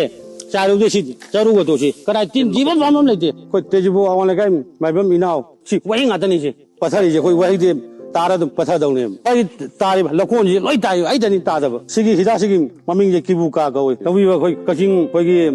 हा जो कगा इनाव जादे लौयब हा चाइबा तोखायदना अदोन चाइगिमने हादा हापदोने मोय मथंग जोइदि असि दुम चाइनि अमदा तादे कोइ कुरा कदो अदुदि चाइबा दुम छियब वहि तो मान पोक्तोइनेब अदु मानम हातोब दरका होय सिगी हाइबा हिजाक से चारुदे सि चारुगो दोसि कदाय तीन जीवन भामम लेते पुंसेंग सेंगना सिदि अइ चारुजिबु पामुये बैदि जम फबे हिदानी हतक हिदाक जिदि हंगफम ओयन ब्रोस थंगाल बाजार मदि मनाक नक पतिलहाट हिदाक योनफम सिंह